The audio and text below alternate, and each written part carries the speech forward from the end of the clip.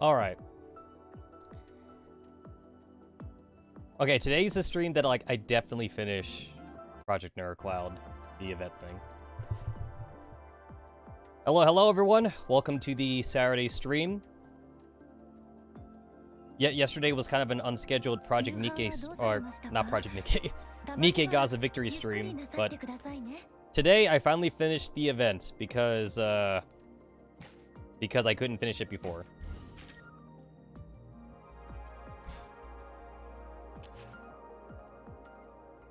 Howdy, howdy. Howdy, howdy, howdy.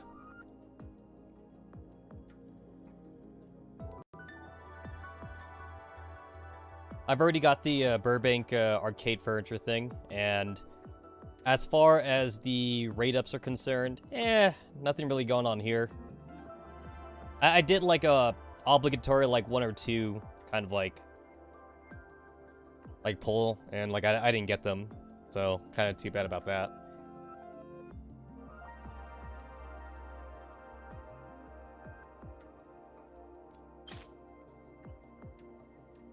Donna, wait, what's that again?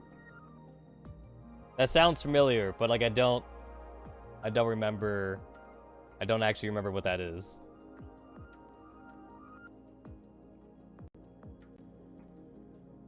Anyway,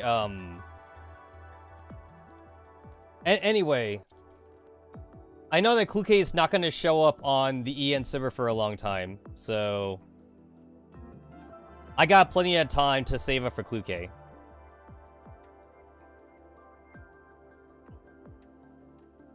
So I can do another pull if I wanted to, but I just got these 2. Oh, it's an H game? Yeah, like I probably heard of it, but maybe it didn't catch my attention.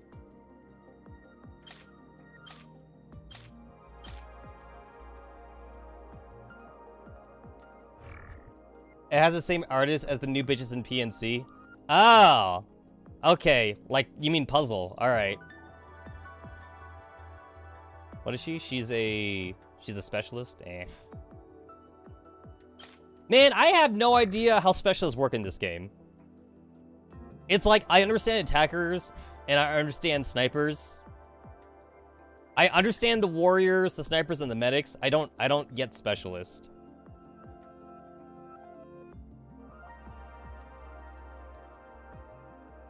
Oh, I can see the similarity. Yeah, I can see now. I get it. I get it.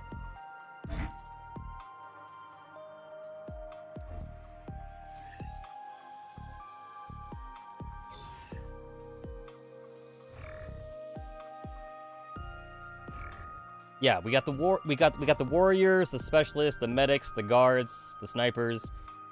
I don't get specialists. I don't get them. I just want like my entire team just to be just like high tier warriors. The combat of the game is like Darkest Dungeon. Ah, okay. So very unforgiving, very dungeon crawlery. Got it.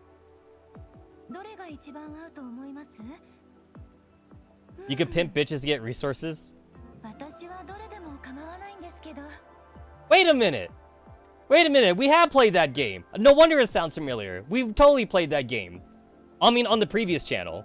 I mean, like, I didn't finish it, but we did like at least like a stream. We did like 1 stream. We totally played that game, but I never revisited it because it didn't catch my attention, or like it didn't keep my attention. But yeah, I totally remember that game now. Yeah, I even remember the main character a little bit too. Yeah. I'm starting to remember some of these bitches. Yeah, we played it. Just it wasn't good enough. Was not good enough for me.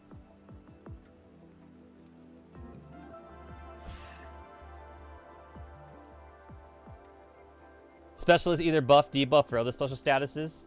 I guess my problem with specialists in this game is that, like, since this game is auto battling, I feel like they don't do anything because I'm not controlling them. Like, I understand buffing in like other games where like you actually control the characters. Since this game is entirely, like, automatic, I feel like they don't do anything. That's how I feel about the specials in this game. I'm unimpressed. I'm impressed with the entire class, essentially. I mean, of course, they had to make this game differently from Girls Frontline, otherwise it'd just be another Girls Frontline clone, but... I'm in here for the story. I'm not exactly here for the gameplay.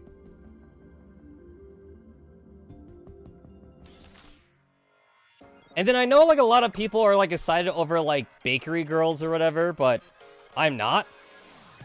I feel very uninspired by the Bakery Girls remake or something. Everyone's like, oh my god, remember that one game that, like, that one game that they made, like, literally, like, 15 years ago that, like, no one remembers, and now they're remaking it again? And I'm all like, I mean, I guess. I guess?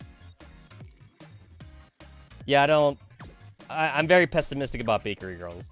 I'm also starting to get pessimistic, too, about Girls Frontline 2, like, day by day.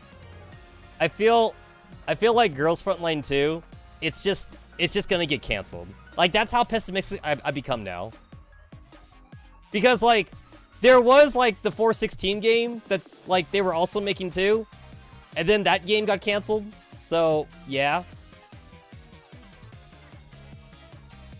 It's just taken so long for Girls Frontline 2 to come out ever since they initially announced it that I feel like it's in that development hell phase. And most games, when they're in development hell, they get canceled. They get canceled. Or we get a fucking Duke Nukem situation where, like, the game comes out 10 years later, but then, like, by then, like, it's super outdated because, you know, it took them way too long to make the game.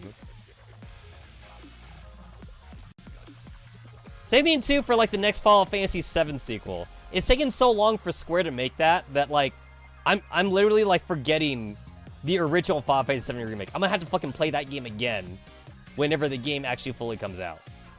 That's how I feel about that one, too. This is why, like, I typically don't like to know when new games are coming out. Like, whenever I hear, like, a new game coming out, I'm like, cool, I want to play it. And then I get told, oh, it's actually slated for, like, next year in the summer or whatever. I'm like, cool.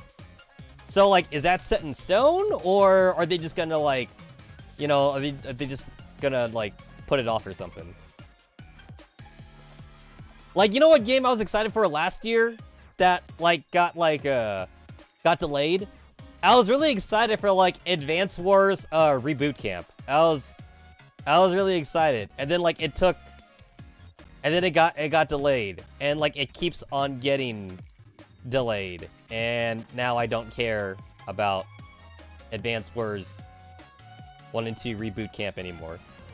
And then Digimon Survive too. Like, yo, my ass had to wait like an extra 2 years for that game to come out. And the game is shit. Oh, did I say game? I'm sorry. I mean the visual novel is shit. That's what I meant to say. At least it's not Star Citizen. Yondery is like a 10-year development. You know what? Yondery Simulator is never gonna get finished. It's never gonna get finished. I mean, like, the original Final Fantasy VII Remake, like, Square had that shit, like, quote-unquote, like, teased since, like, 2012. And we had to wait, like, fucking 5 years for the game to actually come out or something. I like to learn about games late, essentially. Like, I want to be all like, hey, like, that game sounds pretty cool. And then I want someone to tell me, oh yeah, it is pretty cool. You should go download it right now. And then I'll be like, all right, I'm gonna go download it right now, you know? Because that way, I didn't have to, like, wait for it in the same way that other people waited for it, you know?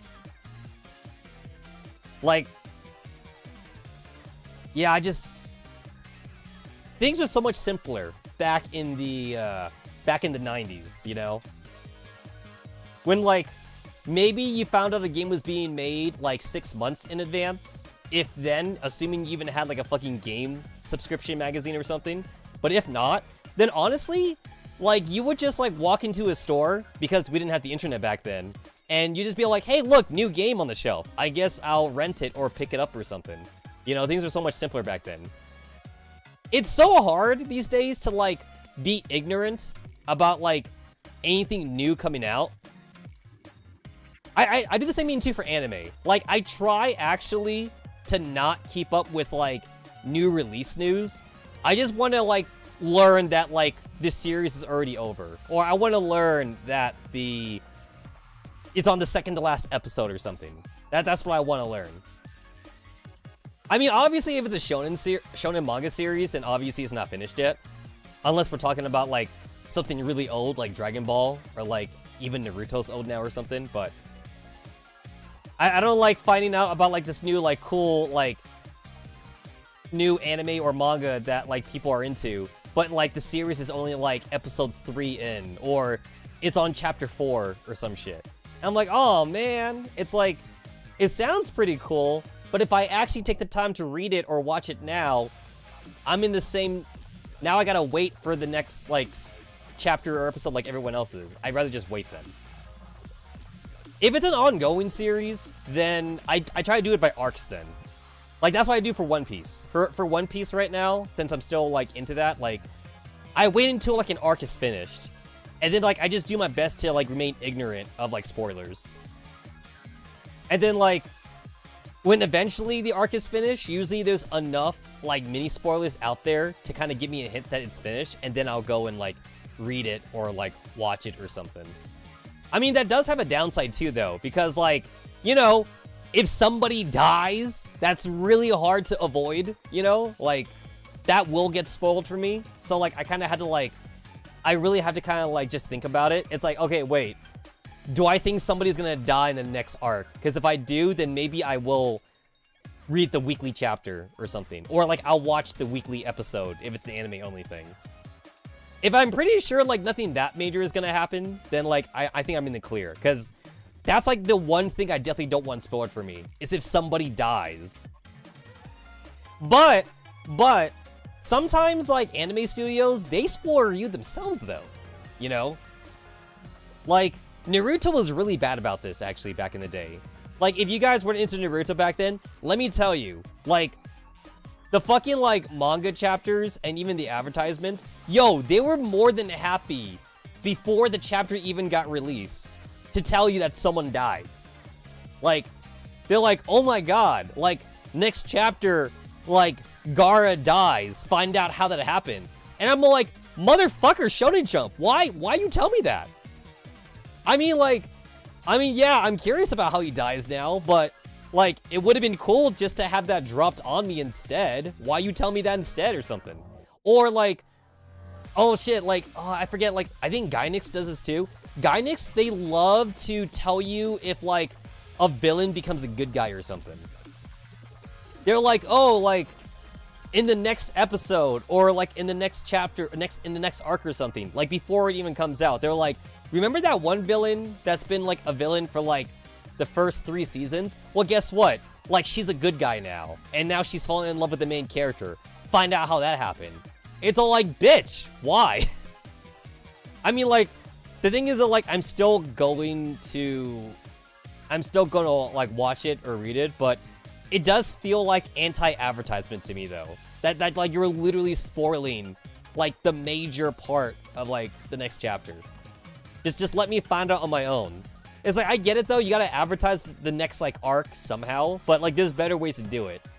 You could have just been all like, hey, like, the next arc will, like, change the story forever or something. You know, like, everything you know is a lie. Like, that's a better way to do it. Like, it's vague enough, but then, like, it tells you a little bit to keep you interested or something. You know?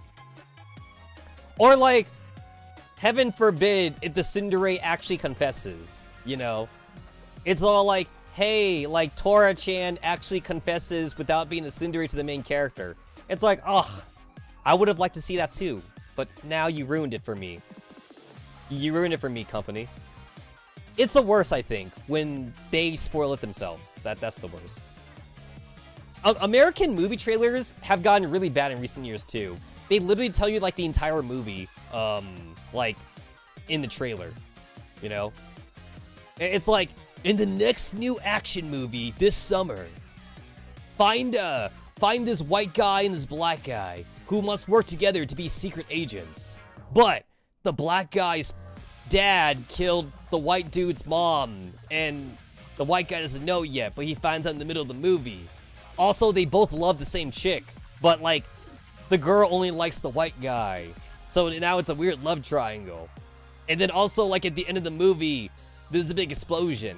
And then, like, now you think that, like, all three of them died. But then, like, here's the last 10 seconds of the movie for the trailer, and you find out they all walk out alive and happily ever after. It's like, they literally tell you the whole movie. They tell you the fucking entire storyline.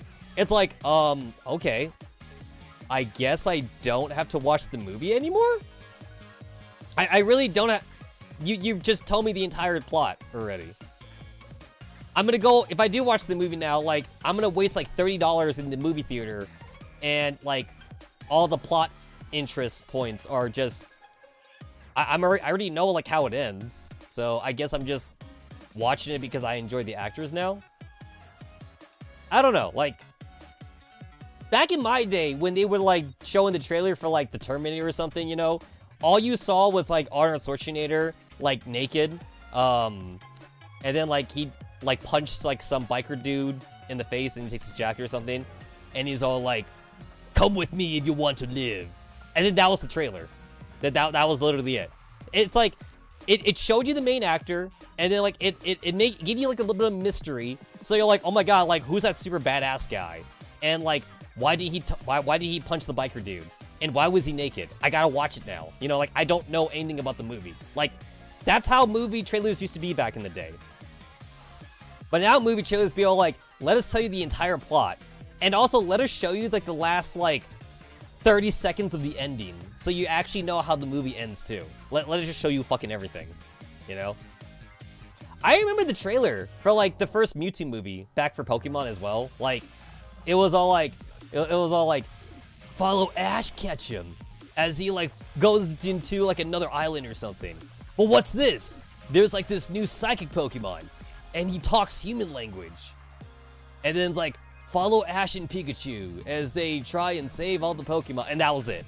So it's like, they really didn't spoil anything, and you didn't really know, like, Mewtwo's backstory or anything. Like, that's how you do a trailer. Like, you get shown the protagonist, you get shown the villain, and, you know, you don't know how it ends, and you gotta go figure it out. The Lugia movie trailer was pretty good, too, with, like, Moltres and Articuno and shit. That was pretty good, too, but you didn't know anything about that. But then, like, I think it's starting from, like, the Latios and Latios movie. They literally start spoiling, like, everything, too. Like, I believe in the Latios and Latios movie trailer, they literally showed Latias, like, kissing Ash already, which was supposed to be a really big point in the movie, but if you saw the trailer, that kind of got spoiled for you already. And you're like, oh, okay, Ash kisses the Pokemon that turns into a girl. Got it. Got it. Cool. Good talk. Oh! I'm also, like, trying to avoid, like, the trailers for, like, the new Pokemon anime season 2, but, like, it's kind of hard to avoid it. And also, like, since we know that Ash isn't even, like, the main character anymore, like, I'm all like, I kind of want to spoil myself now, because I want to know if it's, like, worth watching. Or something like that. I don't. Like, I kind of want to spoil myself. It's especially because, like, everyone keeps talking about, like, Ash is actually married for once or something, and, like, you know, like, I noticed that, like, the most common fan arts being depicted right now is, like, Ash is grown up, and then, like, there is a orange hair. There's an orange-haired mystery girl next to Ash or something. It's like, obviously that's Misty. That's most obviously Misty the fan artists are drawing. Like, you're not being... You're absolutely, like, not even being coy about it at all. Everyone is, like, pairing up either, like, Ash and Misty, or it's Ash and Serena. That's, like, the other popular thing, too. Ash and Serena, or Ash and Misty. The anime would be mid or bad, one of the two. It's like, okay, I did see, like, the most recent trailer, and, like, they kind of make it seem like it's gonna be like some kind of like mystery drama orientated like storyline, which is kind of intriguing to me. But then it's like wait, like, is the new chick like, cause it's a girl, right? The girl's gonna be the new main character. It's like, is she not gonna go around fighting gym leaders? Is that not what she's gonna do or something? You know, like, I mean, it'd be kind of cool too if they brought back coordinators. I've always kind of liked coordinators in the Pokemon world. So like, it'd be kind of cool if the new main girl was actually a coordinator main character. I don't know, like, I just feel like I just don't want to see her like try and collect the badges anymore, you know? If they want to like actually, if it's okay, so it's Pokemon Scarlet and Violet. If they actually want the main storyline to be with like, shit, I only know his Japanese name now, with Pepper and like his dog or something, I'd be fine with that then. Like with the whole like Urban Mystica storyline. If they want that to be the whole main storyline, I'd be okay with that, honestly. But it looks like the main storyline that they're going with is going to be the whole, you know, like Paradox Pokemon, which makes sense. That's the whole story. It's going to be all like Paradox Pokemon shit, which I'm okay with, but I still have no clue about who the main character is, though. Like, I think there's been about, like, 7 trailers so far. There's been about 7 trailers, and I have even less information now about the main character than I do before. I absolutely know nothing about the main character. So, maybe they're actually going to try and keep it a secret to the first episode this time. I mean, like, I'm definitely gonna watch the first episode, like, as soon as it comes out, you know? Like, I'm excited to see the new season. I'm also kind of excited to see the new season, too, just because, like, it is supposed to be a girl main character. At least until they pull a fast one on us, and, like, it's not the girl that's the main character, which I'll be really disappointed in. Like, give us a girl main character for once. No more guy main characters. Or whatever. Also, it'd be kind of cool, too, if they want to actually do, like, an anime season where, like, it's a fucking photographer or something. What was his name? Tracy? Tracy, and then, like, there was, like, another photographer or whatever. But, like, I think his name was Brian or something. I don't know, but, like, maybe they could do like an entire, and they could do Pokemon Snap, the anime series. I think that'd be pretty cool too. Like, just like, he's not going around as a trainer. He's not trying to like fight the gym leaders. It's like, oh, I just like to take pictures of Pokemon or something.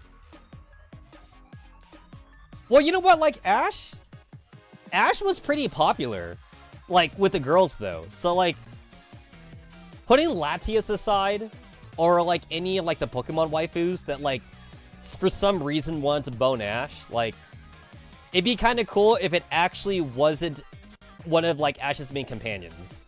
So, not Misty, not Dawn, not Serena, not Iris, or whatever like that. What if they just, like, make it, like, some rando chick? I'd be kind of okay with that, too. Just because, like, it'd be, like, really salty for, like, all the fan shippers and shit.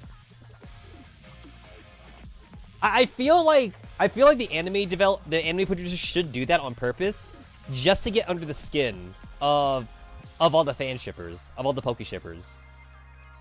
Like, everyone's gonna like see the character, and like they can be like, okay, who is that? Is that grown up Misty? Is that grown up like Dawn or something? Or is that Serena? And then like her name's gonna be like, I don't know. Her name's gonna be Susan. And then everyone's gonna be like, wait, who the fuck is Susan? and then like, assuming it is Ash, right? Assuming it's Ash, then like Ash would be like, oh yeah, like I met Susan like randomly like a couple years ago, and we really hit it off, so we got married. I want to see the salt. I want to see a mountain of salt from people who are like, wait, it can't be a rando chick. That all my fan fictions are now ruined now, you know? I just want to watch the world burn, essentially. I really do. I want to watch the world burn. I would also like it too. Okay, I don't think the anime will go in this direction, but I would actually love it if they do decide to like make Ash grown up and he's married. I would absolutely love it if Ash actually had some ties to like the current gym leaders or like the Elite Four or something. Like maybe he's, I don't know, he's the husband of like, you know, he's either like the husband or like the boyfriend of like one of the new like girl gym leaders or trainers or some shit. I don't know. They're probably not gonna do that, but it'd be kind of cool if Ash had some ties to the main story. What if Ash, and a lot of people really want Ash to be the main character's like dad or something. I don't think they're gonna do that. I think that's just wishful thinking from everybody, you know? It's like, oh my god, like the new main character's a girl and Ash is her dad. It's like, no, that's not gonna happen. I remain skeptical. Everyone's all like, oh, but the main character though, she has like the symbol. She has like the symbol from like Ash's hat or something. And I'm of the camp that believes that the symbol is just more of like a reference to Ash. It's not like, it literally has nothing to do with Ash. And maybe the main character girl, she doesn't even know Ash exists. Like, she's not even like a fangirl or anything like that. She literally, it's like, it's just a common symbol in the Pokemon world. Like, it's made by the fucking Nike or like the fucking Apple of that Pokemon world. And like, you know, it's a popular brand essentially. That's all it is. It's a popular brand, and that's why the main character, she has the hair clip. That's all it is. So just because Ash has it doesn't mean that it's a reference to Ash. It's just a generic Pokemon reference actually.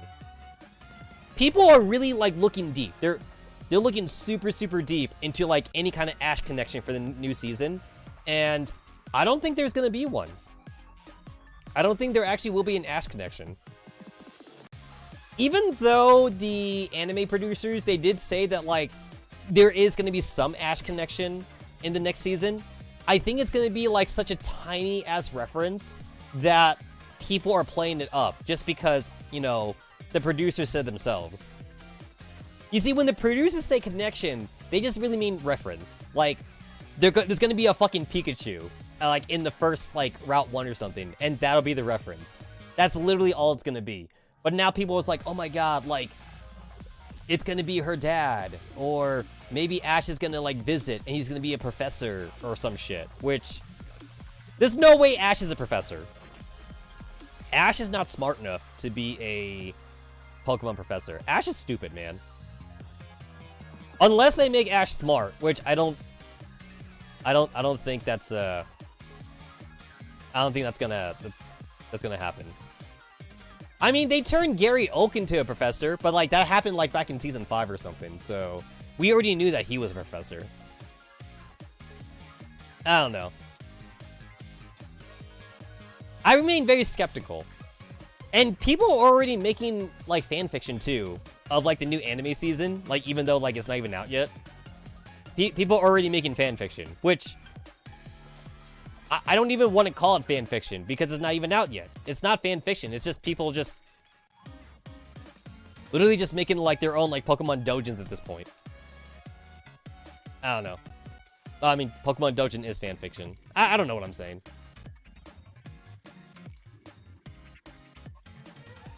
Oh, Sun and Moon. That's what I was trying to go with this. In Sun and Moon, we saw like a grown-up version of like Red and Green. So people are hoping to see that in Scarlet and Violet. That's what they're hoping to see.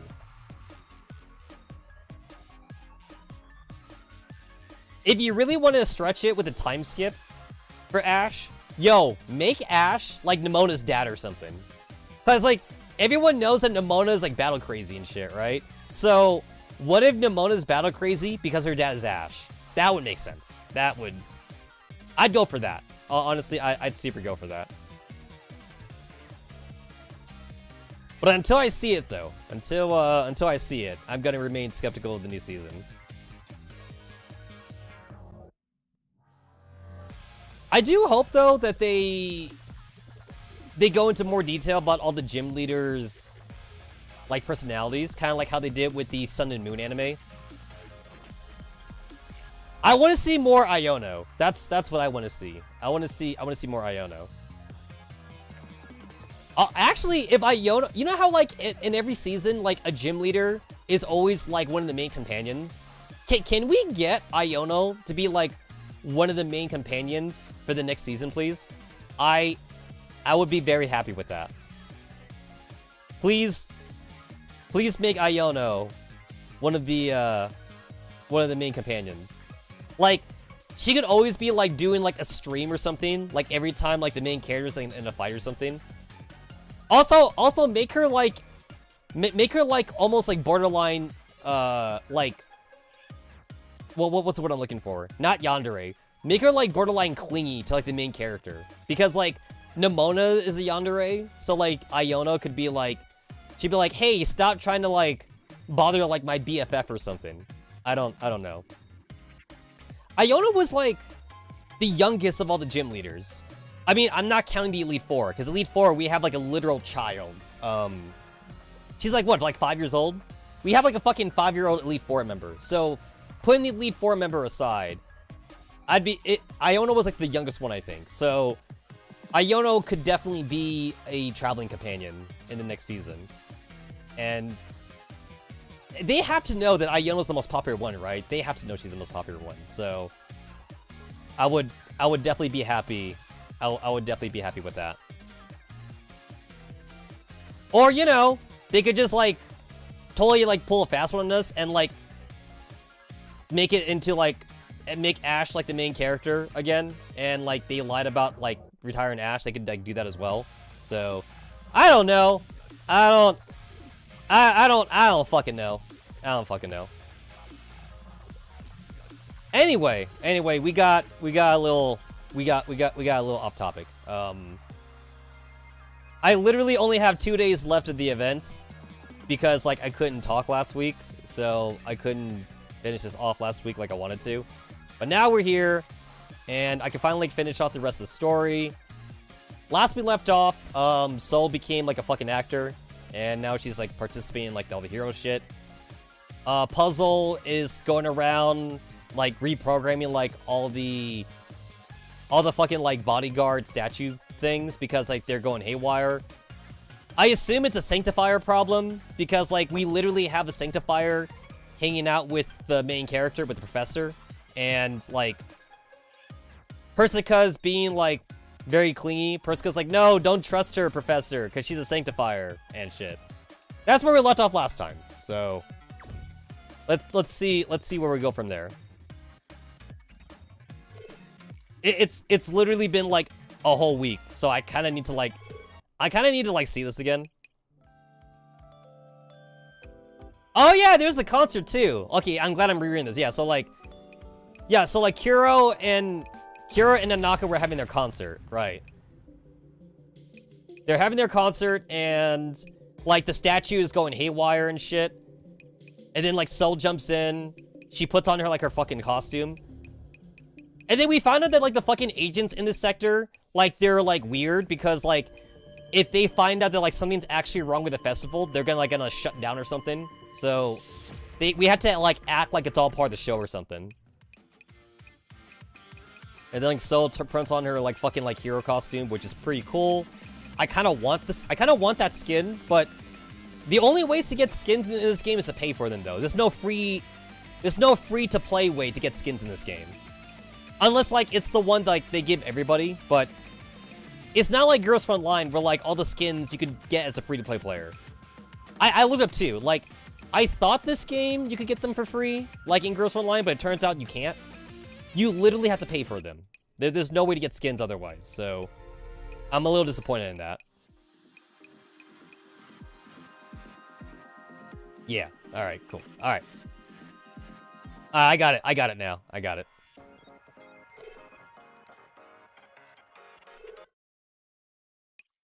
And then, like, the professor is still hanging out with the Sanctifier chick, with like, Eros or something.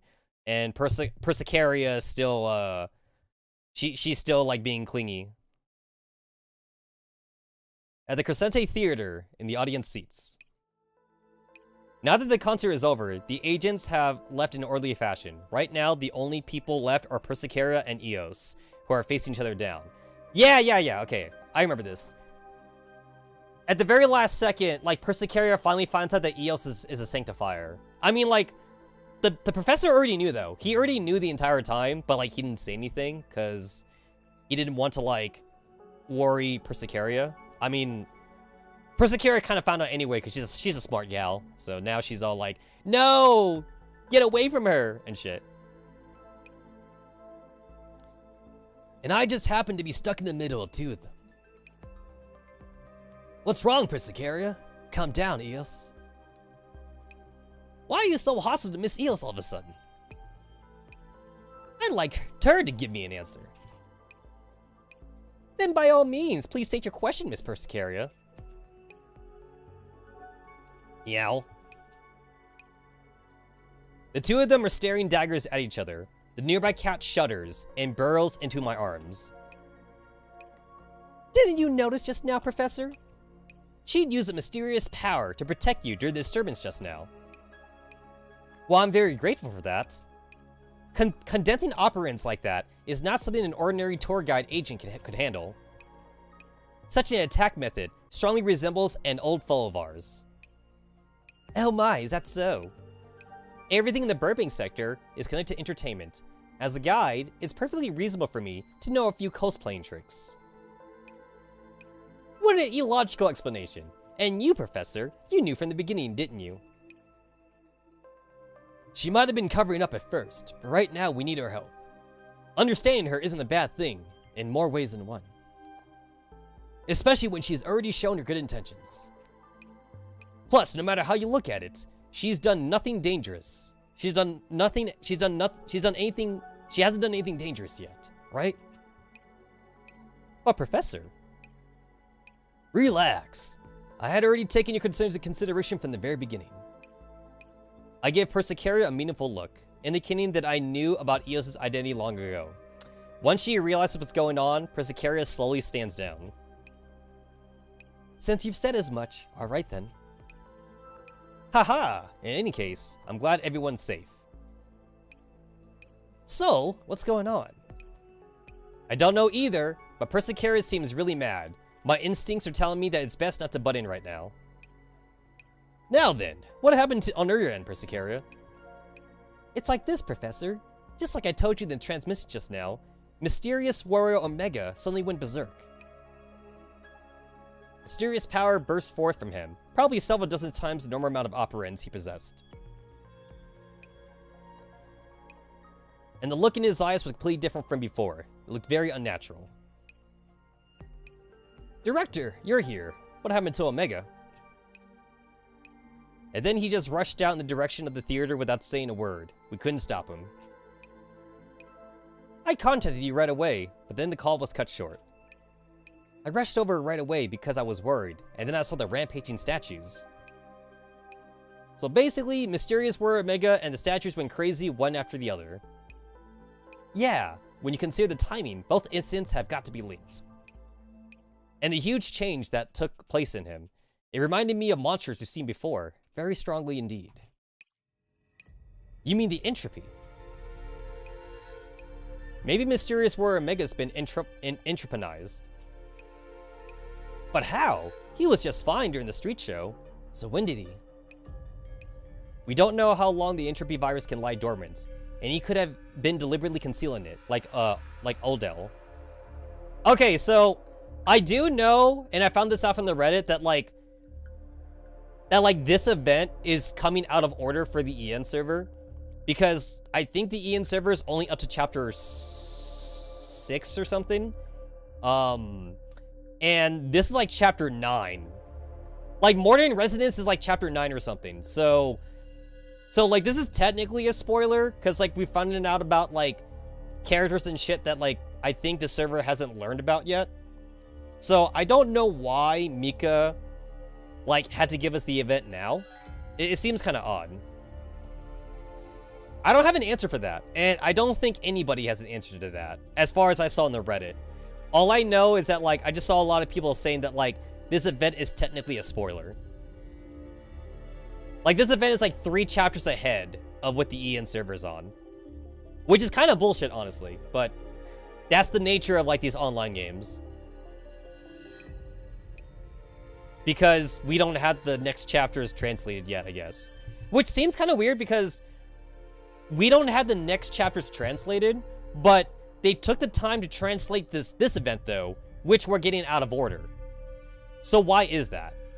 Like, the time they took to translate this chapter so we could get it now, they could have spent that time translating another storyline chapter for the EN server so we can catch up more. And also, like, we're talking about the main story chapters here, so it's not like it's a timed event or anything like that. Like, when the main story chapter gets put in and translated, you know, like, whether or not you're a new player, it's always going to be there. It's not something that has to happen right away. And then Mordent Resonance, it's not even like a collaboration event either. So, like, we didn't have to get it.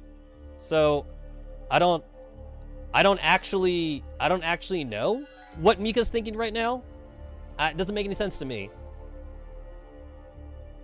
Like, when Girls Frontline has, like, their collab events and every server gets them at the same time, that makes sense. Because it's a collab event, so every server has to get them, even if it's technically a spoiler.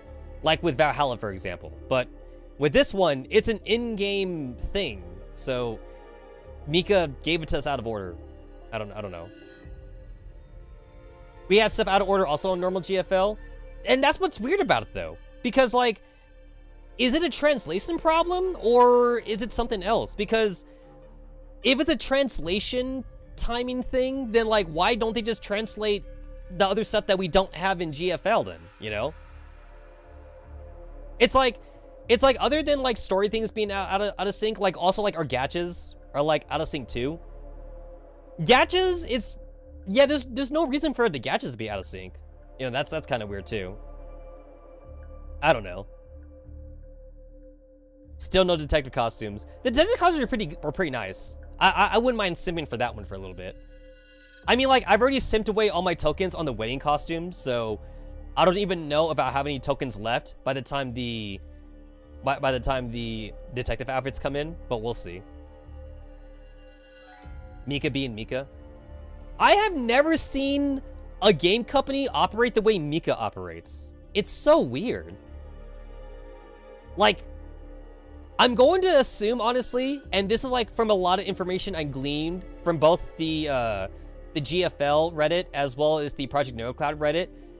The only reason why Mika's so weird is because Mika is technically, like, a passion project by, like, the main dude, because, like, he doesn't need the money. Like Project NeuroCloud and Girls Frontline really don't make that much money. And the only reason why, like, the servers are still alive is because, from what I read, from what I've heard, like, the president, he has, like, a rich dad or something. So, like, he literally does not need the money. He's getting money from his dad. And, like, Project NeuroCloud and Girls Frontline is literally just, like, his super, like, elaborate, like, you know, original story, basically. Like, the guy could have just made a manga. He could have just made a manga. He could have just made, like, an anime. But he had to, like, go, like, forehead. And he's like, yo, I'm gonna make a fucking, like, mobile game instead to tell, like, my super long story. Because, like, I have never seen any other gadget game have so many words per chapter, so many words per event, to the same level that, like, fucking Girls Frontline does. And that's because, like, other gadget games, they're either, like, fully voice line, so they have to pay voice actors, or even if we're talking about, like, older games, like Epic 7 or something, they're a business. Like, they have to make money. But Mika is not trying to make money, which is kind of a good thing. Basically, Mika's breaking even. So, as long as it's breaking even slightly, and, like, maybe even, like, making, like, 2% profit, then it could stay afloat then, since the main guy has a rich dad, and you could basically keep it running forever. So, as long as Mika is not gonna do, like, any, like, predatory, like, money stuff, I'm gonna remain as a fan of, like, the storyline and shit. But, like, yeah, I don't know. Mika's weird. But you know what? Stay weird, though. I like the weirdness. Stay weird. I mean, the only thing that, like, I guess I could ask for would be, like, for Girls Frontline to be reprogrammed from the ground up, but that's never gonna happen. Girls Frontline will have its spaghetti coding forever.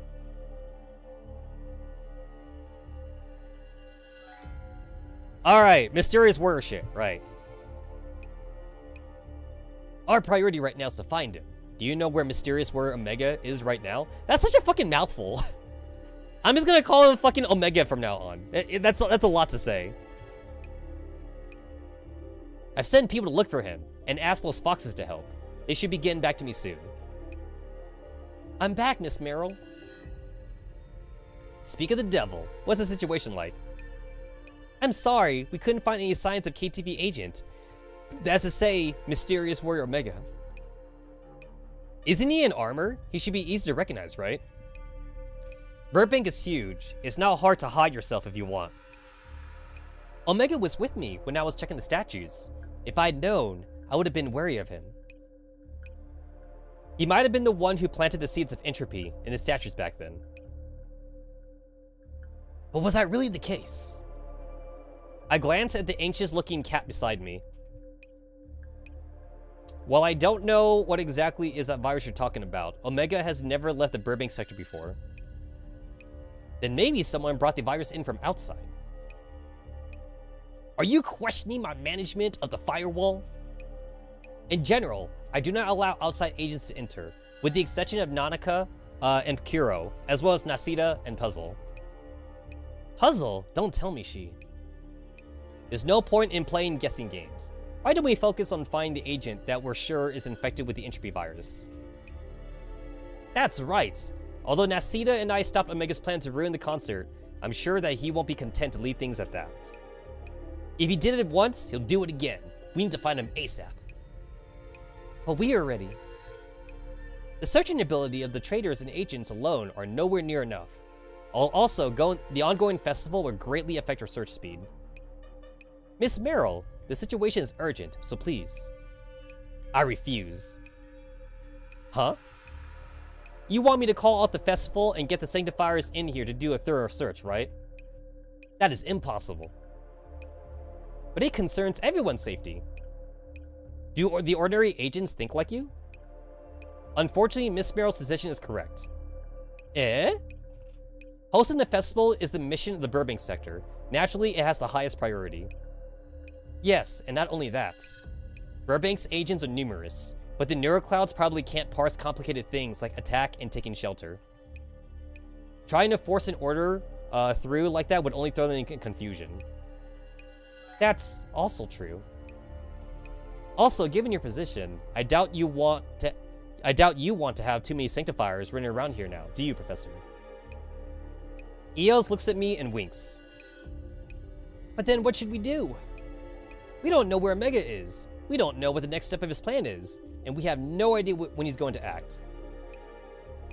That's a pain. The star on stage often has to make difficult choices. What will you choose, Professor? Professor. What should I do? My brain begins thinking furiously. What usable clues are there? The various pieces of information I encountered after arriving in this sector begin linking up in my mind. Analyze the enemy's objectives, analyze the current situation. Our enemy is the entropy. Under normal circumstances, their aim is to infect agents. The festival cannot be interrupted, and we don't have enough people to protect all the agents. Then perhaps we could turn the chessboard around and think of how to use the festival instead.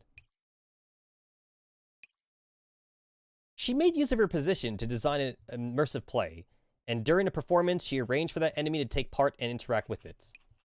During this interaction, she arranged for her opponent to activate an extremely dangerous mechanism with his own hands. The audience all thought it was realistic acting, right until the end of the play, when they realized that it was murder in broad daylight. Gather elements related to the play. We need a sufficiently grand production, as well as...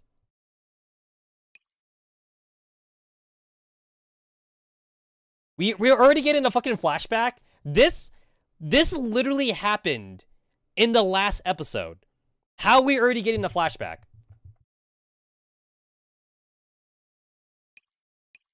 Now that you mention it, I think it was mentioned a dozen episodes ago. Yeah, we literally just had this flashback. I don't think it's bad for an actor to invest themselves, blah, blah. I mean, like, I already see where this is going. Like, we're going to use, like, the real-life murder case, like, to find Omega. Like, that's where we're going with here. I already see it. It looks like you have an answer, Professor. Perhaps. Miss Merrill, I believe that now's the time for us to really show our stuff. What, you plan to clean this mess up? Not just that. We can pump the mood of this carnival up to the absolute limits. Provided you're willing to work with us, of course. Meow. I put down the multicolored cat in my arms and extend a hand to Merrill. The cat! The cat is so fucking obvious too, by the way. It's kind of like when you watch an anime and you're like, you're playing the spot the main character game or whatever. It's like, okay, let's see. You're watching a brand new anime. It's like a high school environment, right? Everybody has like brown fucking hair. And then you see like a girl in the corner of the classroom with pink hair. And you're like, I wonder if she's a main character or not, you know? And then like, there's like a fucking transfer student. And then like the transfer student walks in. It's like some guy with white hair or like silver hair. And you're like, huh, I wonder if that's the main love interest, you know? Like, it's so fucking obvious. Or, it's like when you play an RPG, right? When you play like a brand new RPG, and like, when you go into a town, you're like, alright, I wonder who's like a recruitable character, right? Like, you go into the bar, and you see like just random NPCs, right? And it's like, alright, there's like a drunk NPC there, there's like a barmaid over there, and then like, in the corner of the bar, you see a fucking like, wizard hat. You see the only NPC in the entire bar with a wizard hat, and like, it's like a waifu with big tits. And you're like, huh, well, that seems like an important NPC, you know? Like, actually, this is why, like, I hate a lot of modern RPGs that, like, have to, like, give you, like, a fucking, like, exclamation point, or they give you, like, a fucking emoji for, like, important NPCs. It's like, my dude, I can see the only NPC here that has a unique sprite. It's like, that's not even, like, a new thing either. Like, that's been a thing of RPGs since, like, the fucking invention of RPGs, right? Like, if anything, with, like, the better graphics we have nowadays, it's even more exacerbated, you know? Like, we have, like, hyper-realistic graphics now. So, you would think that with the hyper-realistic graphics that the NPCs would look better. And they do technically look better, but a lot of game developers, in order to, like, you know, save on money and save on time, they only have, like, 5 NPC, like models, right? So, you go into, like, a bar in, like, a new city, and you see, like, the same NPC, like, over and over and over again, with, like, maybe, like, a different colored hair or something. So, all you're looking for is whatever NPC is different. And then you're like, huh, I see, like, a random adventurer at the end of the bar, and he doesn't have, like, the generic face of the NPCs. So that guy's gotta be the important dude, you know? But then, like, modern RPGs, though, they had to, like, make it super obvious for, like, the fucking, like, 5-year-olds playing, or, like, for the fucking game journalists playing. So they had to put, like, an exclamation point on the new character. So that way, like, it's really big and obvious or something. I mean, if you really have to do that, you could just make it into a cutscene then. Like, make it into, like, a area cutscene, so when the player, like, walks close to the NPC, the cutscene automatically plays. They could've just done that too. But nope. You had to put, like, a big glowing aura around the NPC that you have to talk to. And some RPGs are really obnoxious. They have, like, an arrow. They literally have, like, a giant arrow on your screen pointing the character in the right direction. To me, that's very, like, that's so obtrusive. That's so, like, not... I'm being, like, taken out of the immersive gaming, basically. That's unimmersion. Unimmersion. That's why, like, I prefer games with, like, light UI. Like, I don't want to see the game telling me, like, how much HP I have all the time. Or, like, you know, if my character has, like, 6 potions on him or something. I don't want to see that. I just want to see just the environment. I want to see the environment, and I want to, like, move my character along the roads and path and talk to NPCs at my own pace. So, a lot of RPGs these days, too, is like, if you, like, go AFK for, like, 5 seconds, the UI automatically appears on the screen, and you get to see, like, all your characters, like, levels and shit. I don't like seeing that. It's like, I don't need to see that my character's level 13. That number means nothing to me, you know? I absolutely do not need to see it. Burbank sector at the Luna Piana Theater. Amidst countless strings of comments and cheers, Nanaka finishes a song and bows to the audience. Thank you for your support, everyone. Thank you. Encore, encore. As the agents continue cheering, the boosts flow towards the stage as an endless stream. Grah! Suddenly, the statues that had been draped in multicolored lights just a moment ago slowly turn black and shrug free of the restraints before lunging at Nanaka. Aye! Those things are. They're the Dark Warrior's minions. Damn statue monsters, haven't tasted this. As the audience exclaims in shock, a blast of condensed operans streaks out towards the statue, which promptly collapses. Kuro! Kuro pilots her streaming studio down in a dive and carries Nanaka away from the stage high into the air. You know what? I noticed that this game, whenever they use the word operans, they're using the term operans as like a catch-all term for like energy. It's like how like when you like, it's like when you're watching a series like Key Energy or Magic, like that's the way they're using it here. It's like, oh my god, like they're gathering Key Energy in their palm or something for an attack, or like, oh my god, can you sense the Key Energy that Goku has when he goes Super Saiyan? But then they kind of use operants for everything though, because like back in chapter 1, when like that one bitch was bleeding because like she got stabbed by the Sanctifier, like they were like, oh my god, she's bleeding operans, you know? They're using operans as like the flow of life or like the flow of energy in this game, so like it literally applies to everything. Operans is magic, it's Key Energy, it's your blood. If somebody is leaking operans, they're leaking blood. If somebody attacks another monster with a high amount of operans, you could just say that they're using a high amount of like Key Energy or magic to like fight them with.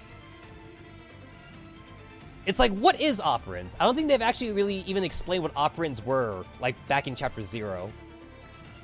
That's just kind of like a term that they just throw around all the time.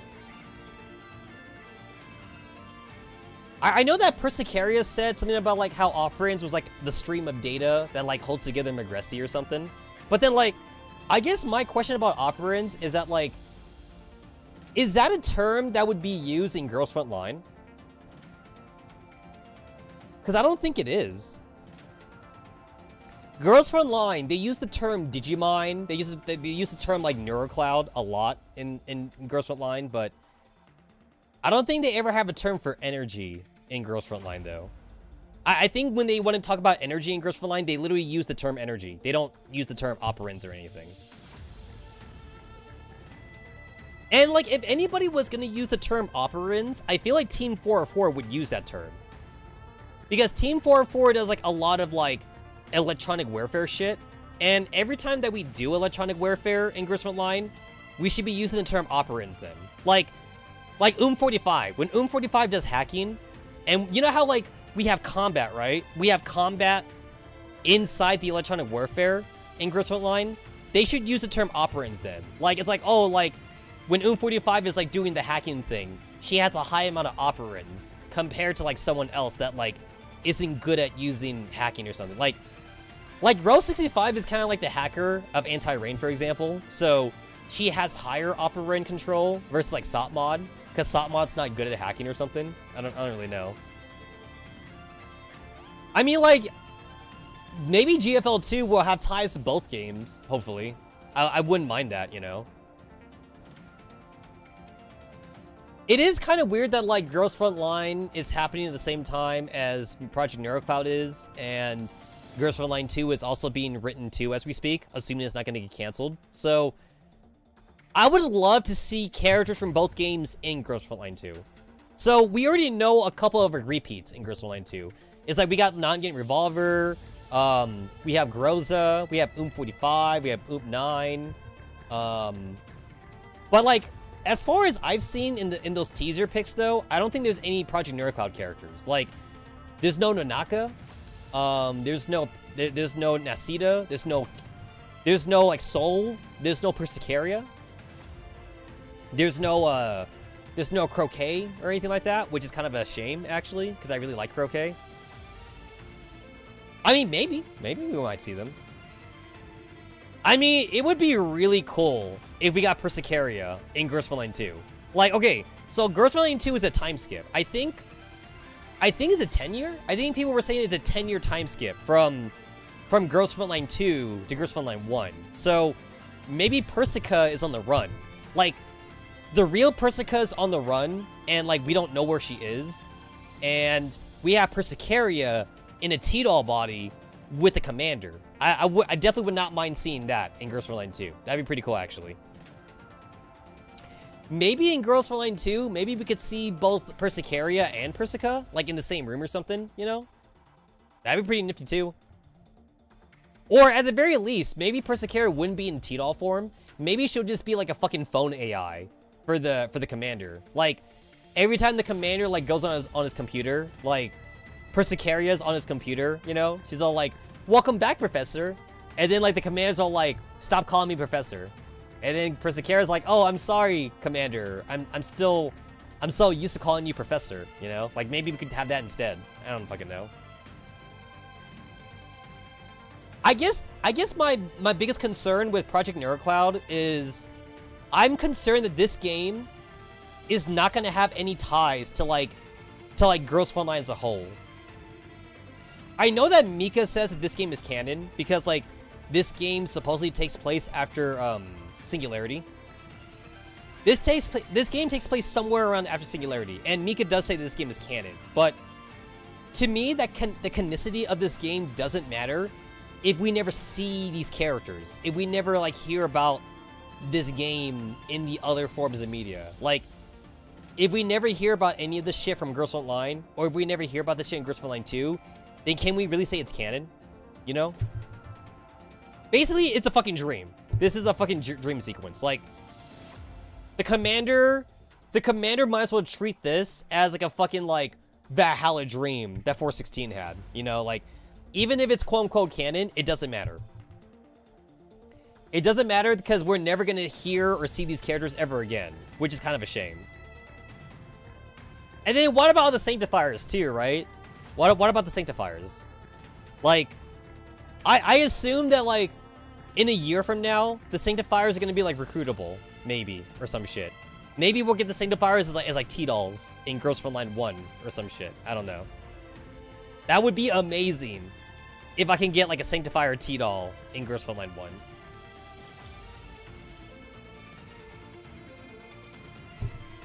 Oh! Yo!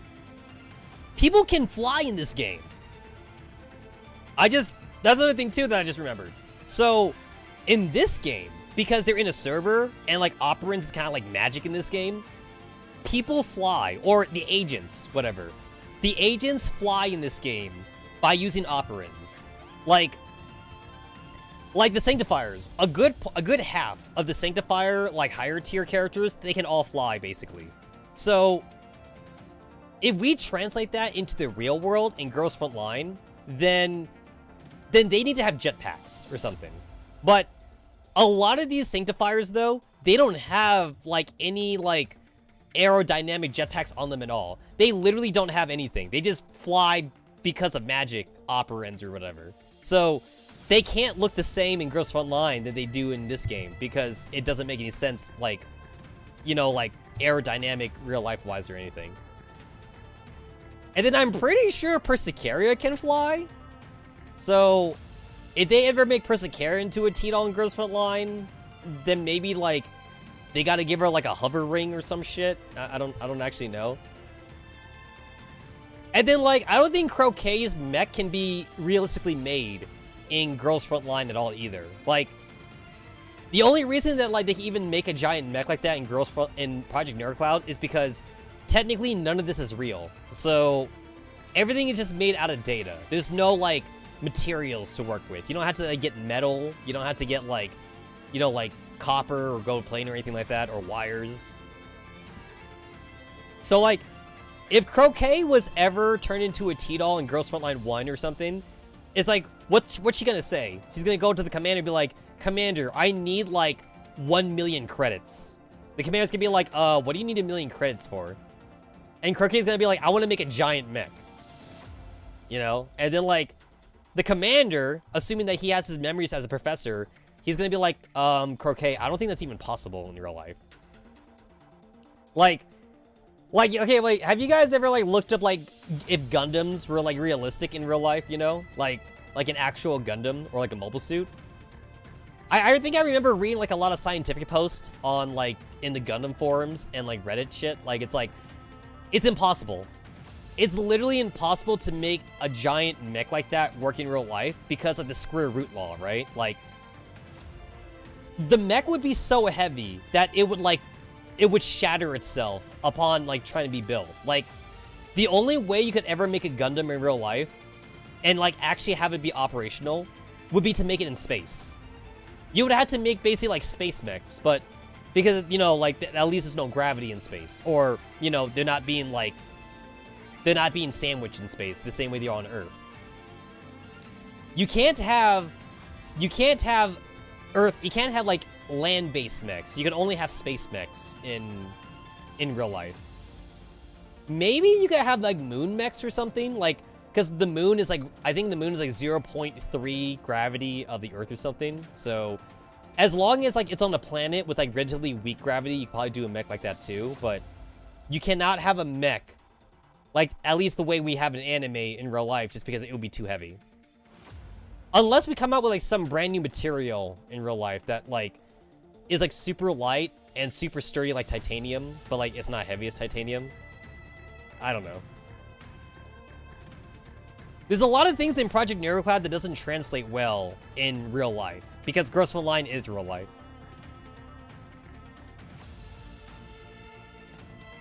Also, this Kiro is not our Kiro. Like, this is not our MDR. This is a Kiro that has lived in Magresi. So, if we ever were to get that magical collaboration of Project Neurocloud and Girls Frontline, and if Kiro becomes a T-Doll, then, like, Kiro and MDR would meet, but they would have different personalities. They're not the same character. I don't know. Hashtag Mika. Make Project Neurocloud like real canon. Don't make it fake canon. Who would have thought the Dark Warrior's lackeys would actually show up here? This implies the Mysterious Warrior's final battle is coming soon. People of Burbank. Although the situation is grim, which is like a Mordent and sheet music, which which alternates with the main melody and works together with it, all centered on the Luna piano stage. I want this MDR instead of the one that we have. Exactly, exactly. I like this Kiro. I like this MDR instead. Nanaka believes that we can use a Grand Echo to turn on the discordant notes into a companion for the song. And now for the festival special event, Inverted Mordent Resonance. Oh my god, she said the thing! That's the name of the event, she said the thing. Yay.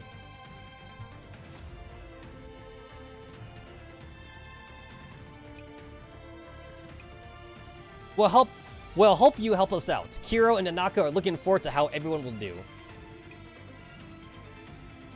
So it was all scripted. Isn't this, like, too amazing? That neat administrator really went all out this time. Wait, they just called their fucking administrator a neat? Wait, did she not come out or something? They're talking about Meryl, then. As I thought, the climactic special event is going to be Mysterious Warrior Show after all. How would the final battle between Mysterious Warrior Mega and Dark Warrior unfold? There's the new Mysterious Warrior S2. I can't wait to see it. Excited discussion rages among the agents. Meanwhile, the two people in mid-air verify the statues have stopped moving and breathe sighs of relief. Kiro, that was a great improvisation with your lines just now. Hey, I might have a knack for acting after all. The Naka was super bass just now, too. Phew, I was actually pretty nervous. I've been through many concerts, but this one has more important purpose than most. Although the professor said Mysterious Warrior Omega would definitely show up, but will he really come? Relax, Naka. The professor might be a far cry from me, but at times like these, you can't go wrong in believing in them. In any case, the stage mission is over. Now the great Kiro shall protect the audience. Yep, you're right. Now the stars on the stage are so in the others. Kiro pilots the stream studio into a slow descent in the back row of the audience, while Nanaka glances into a darkened corner. Good luck, So and Natsita. The rest is all up to you. In the corner of the theater. The atmosphere has really changed out there. Yeah, it's really lively. I haven't seen tensions running this high in a long time. Aren't the other sectors like this? It's not the same. So looks up. Her gaze briefly pauses over the sector boundary that sparkles faintly in the distance, and over the spectacular lights before returning to the people, happily talking and discussing before them. During my time with the Proof, I've seen data black holes that devoured all life, a corrupted and stained Shangri-La, a spiraling yet dead virtual ocean. But this place is different. The mood here is a lot like my expeditions in the past, where everyone was laughing and encouraging each other as they headed towards an ideal future. Sounds like what a main character would say. It doesn't matter whether or not I'm the main character, I just want to protect people's dreams. That's what these two swords are made for. Even if you had to play a villain? I probably couldn't do that. I couldn't portray one nearly as good as you can. Then just be the best lead that you can, so I'll help you out. Do your best out there, and I'll play off you to the best of my abilities. I will! Now everything is ready. We just need to wait for the director to. The sudden ringtone interrupts their conversation. The two of them exchange glances as the challenge that lies before them slowly sinks in. I'm picking up an abnormal reaction on the west side of the theater. It's approaching the stage at a high speed. It's a transmission from Meryl. Mysterious Warrior Omega is approaching the stage. Looks like it went as you predicted, Professor. If we don't have enough people to protect all the agents, then we just have to gather all the agents and protect them. When all our targets are gathered in one place, there's a very high chance that Mysterious Warrior Omega will show up there. Still, all that was just a hypothesis. I was simply making a gamble. Looks like it paid off. Still, this is only the beginning. The results of this gamble will depend on whether the follow-up plan proceeds successfully. Heh, you truly are skilled at surprising others. Now, what will unfold on the stage? I hope it'll live up to your expectations. I tap my ear mic and share the plan details with everyone. Let's get this show on the road. We're up, Natsita. You ready? Yeah, I'm ready. Natsita hangs up and looks towards the stage. Crackle. A dark mist hangs in the air. The fallen statues begin to tremble, as though they're going to awaken from the darkness once again. Natsita steps firmly on the head of one of the statues, then takes a deep breath and activates her transformation device. Its operand's processing efficiency has been kept to a minimum, so nobody notices all this happening. The music suddenly stops, and the entire theater promptly goes dark. What's going on? Is the show about to start? The voice of discussion slowly dies down. The agents have eager looks on their faces, anticipation shining brightly in their eyes. Yes, this is what I want, to protect the agent's smiles with everyone. This isn't just my wish, it also is to bring the festival to a successful conclusion and not waste everyone's hard work. Black operance coils around her body. Dark Warrior N shouts her line. Foolish people who bathe in the lights, I have brought your punishments. Oh no, it's on the cliffhanger. Burbank Sector's Administration Center. Meryl watches all the displays on her security monitors. The screens in the middle show the festival venue. This was the script that we came up with on the fly, but yet they managed to play things out this well. Interesting, most interesting. Looks like the dolls these years have more and more potential. Meow. The multicolored cat that came from parts unknown nimbly pads around the cables and decorations and leaps into Meryl's arms. A cat? Now how did you slip in? Looks like you're interested in this script too, huh? You got good taste. The cat doesn't seem to understand what she's saying. Instead, it leaps onto the control terminal and walks a full circle, as though it's examining its surroundings. Hey, wait! Don't wander around. Be careful of the ink. Bonk. The cat knocks over the ink on the table, which spills into the open script booklet. The whole page line is ruined. I'm going to string you up and smack your backside. Meow! The cat seems startled, and it quickly jumps down and flees. Meryl picks up the script and carefully tries to wipe away the ink. Yeah, this ought to be Nasida's page. Her first line should be... Wait! I have so many questions on how that works, though. Wait. They have paper and ink in this make-believe digital space. But isn't it... Isn't it digital, though? You can't you just, like... Why even have ink? What? How is this a problem? I have so many questions about how, like, this world works. Okay, wait. You're in a digital world, and you type letters on a keyboard usually, so it goes on a computer, and then you put letters on that computer, which is a bunch of zeros and ones. And the only thing that can happen to that computer, now that you have a saved document, is if you run a really strong magnet over it, or if you spill water on it or some shit. However, they live in a server. So their entire world is made up of zeros and ones. Their entire world is make-believe.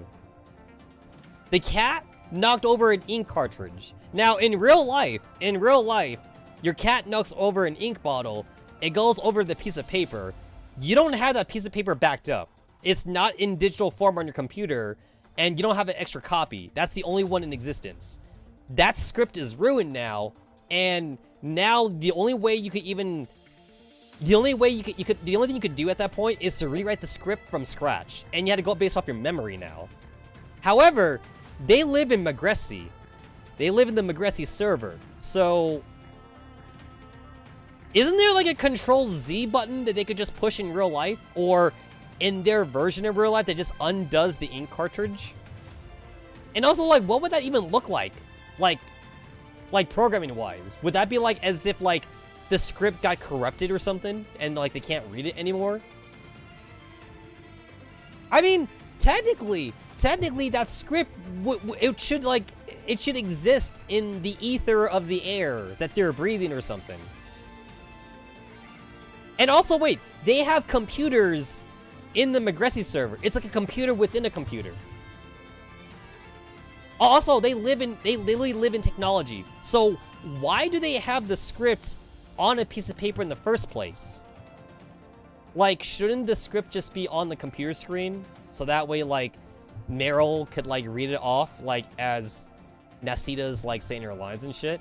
Well, why did she even have the piece of paper in the first place? I have so many questions about this.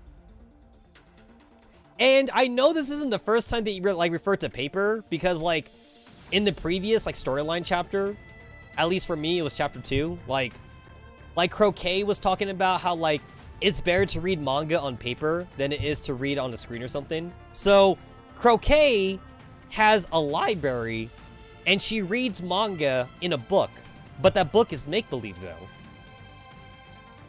And they also eat, too. Persicera drinks fake coffee. She has digital coffee. The more I think about, like, how this fucking server is constructed, the more questions I have. My brain is like on fire right now. Persica, how did you make this? How is any of this even real? And also, how does the jacking in thing work for the commander too, by the way? Like, the last time we saw this technology was the Gunslinger Girls collaboration event. In the Gunslinger Girls collaboration event in Girls Frontline, the commander put on a helmet. He put on a helmet and he was jacked into the server, and he was able to help out the Gunslinger Girls. And when he was helping out Henrietta, he got shot. He got shot by Henry. Well, he didn't get shot by Henrietta. He got shot by like the dude shooting at Henrietta, and he was bleeding, and like he felt that in real life and shit. How does the mind transfer technology work in Girls Frontline?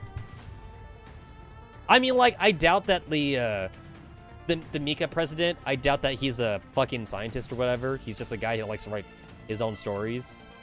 I mean, the president of Mika is basically just he's more of a glorified mangaka. He just likes to write stories, but I really would like to know, like, how we could achieve this in real life, though. Because isn't this basically the Matrix? That's what this is. Like, the Magresi server is literally, like, jacking yourself into a Matrix. And you can eat, and you can sleep, and you can,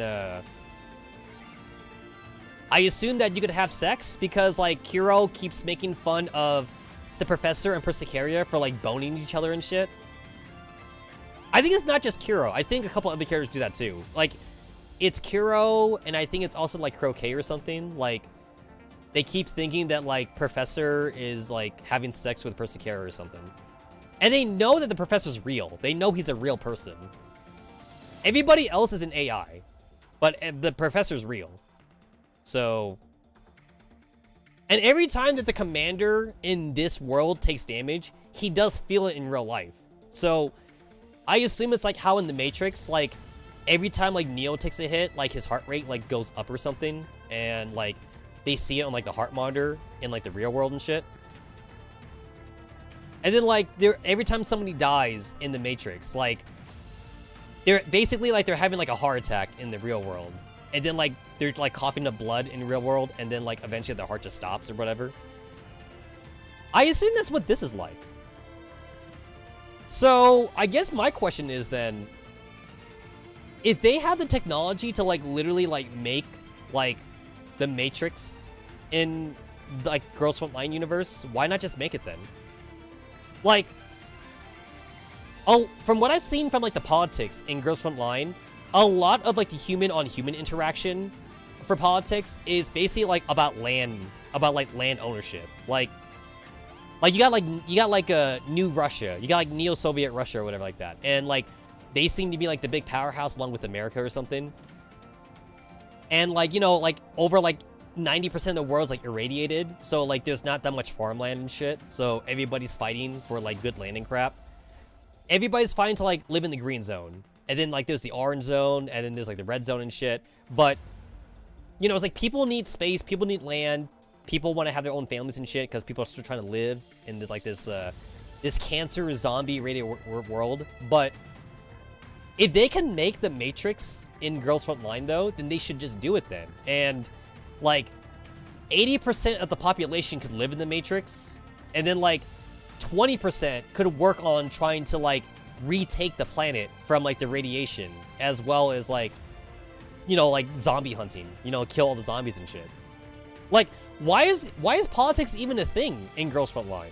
Like, now that I know that Project NeuroCloud is, like, canon, basically, and that we have this kind of tech, Girls Frontline, what it should be is, there should be, like, just one giant continent that's, like, one giant server. Like, I'm just gonna pick America here. Like 90% of the population should just be living in America, but, like, they're living in the Matrix, though. So they have, like, a fucking, like, helmet on or something, and everybody just, like, lives in Magresi or something.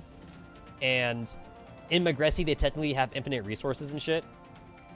And then the commander could be part of, like, that 10% of the population who lives in the real world, along with, like, Kalina and, like, Kyriger and shit, and Hellion, and there is no Paradius. There is no KCCO, like, interaction. Instead, it's just like one It's just one army full of like T-dolls and shit, and the commander commands T-dolls to like fight zombies, and like little by little they get more and more of the planet back, and then they're using like decontamination like towers to like get more green zones in and shit. That should be what Girls for Line is then, if they have the technology for like a Matrix server. That's what it should be. And then like whatever good land that they do have that's like not irradiated, that could all be used for like farmland. That could all be used for food basically, since like nobody should be fighting for like more space then. It could all be used for food production, so that way like everyone can have food in the Matrix. Like, I don't know, like a fucking tube. It could just be like a fucking food tube like jammed down their throat like it is in the Matrix. I don't know. And it seems like energy is not even a problem in Girls Frontline. Like, they have like a much more efficient like nuclear power plant thing than we have in our world anyway. So they should have more than enough like energy needs in Girls Frontline to like make a giant Magresi server for like all of humanity basically. And then like you grow up in the Magresi server and like you could decide like if you want to be in the real world and fight for the planet or something. Like you grow up in the Magresi server and like you're a baby or whatever, but then like, you know, you got that food tube in you, so you're growing up in the real world slowly, and then, you know, you're taught as a kid that like you live in a virtual world, so everybody already knows it, like it's not a secret. And after you turn 18 or something, you have a choice to join the army, and the army would be the army in the real world to like retake the planet slowly. And then eventually everybody would like has the dream of like actually being in the real world and not being in a Magresi server. Oh my god. that's kind of like the story for Nikkei actually. Yeah, that kind of is. Where like in Nikkei, like 90% of the population lives in the Ark, and then like 10% lives outside the Ark or whatever, and like you're trying to like overtake the planet from like the aliens and shit. Yeah, that kind of is what the Nikkei storyline is. Except like the Ark is not a Matrix though. The Ark is real, but they have food at least, or they have fake food. They have like that stupid like they have that stupid fake food thing that can turn into anything. They have the Splendimon, that's what it's called. Splendimon can be anything, because all they had to do is change the texture.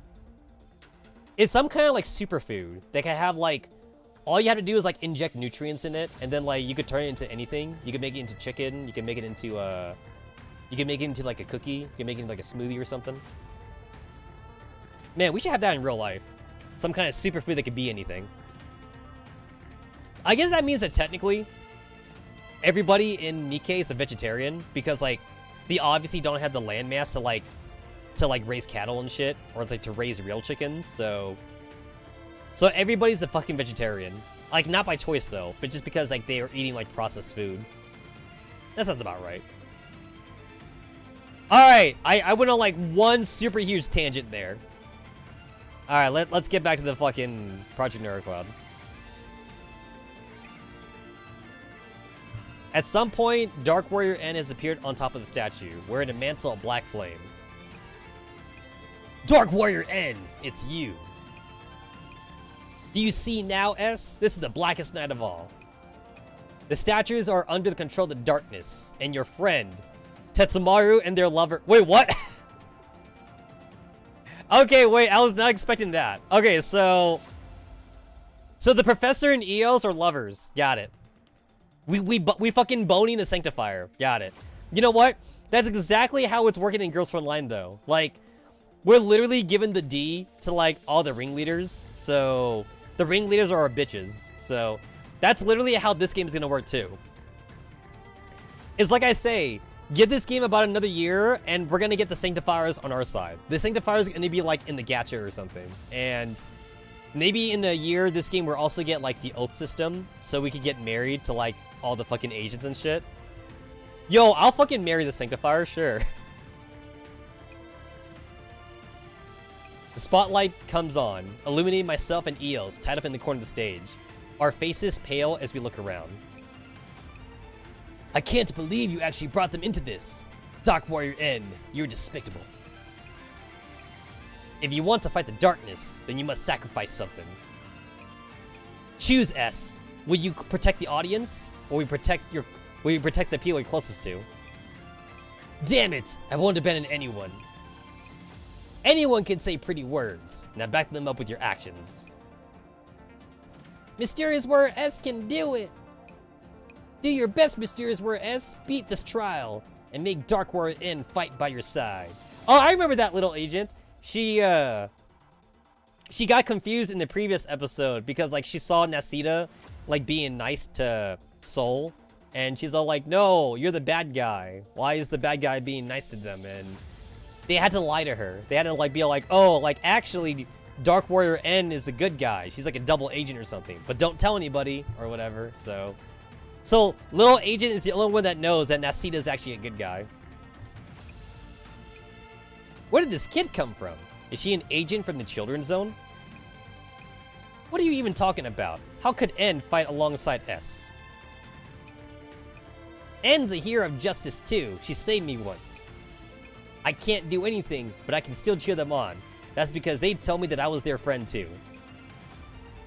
Yo, no spoilers! Wait, this kid is spoiling actually. They literally told the kid that, like, that it was supposed to be a secret. So, like, don't tell anybody. And she's here, like, literally telling everyone that she got saved by Nasita. Spoilers!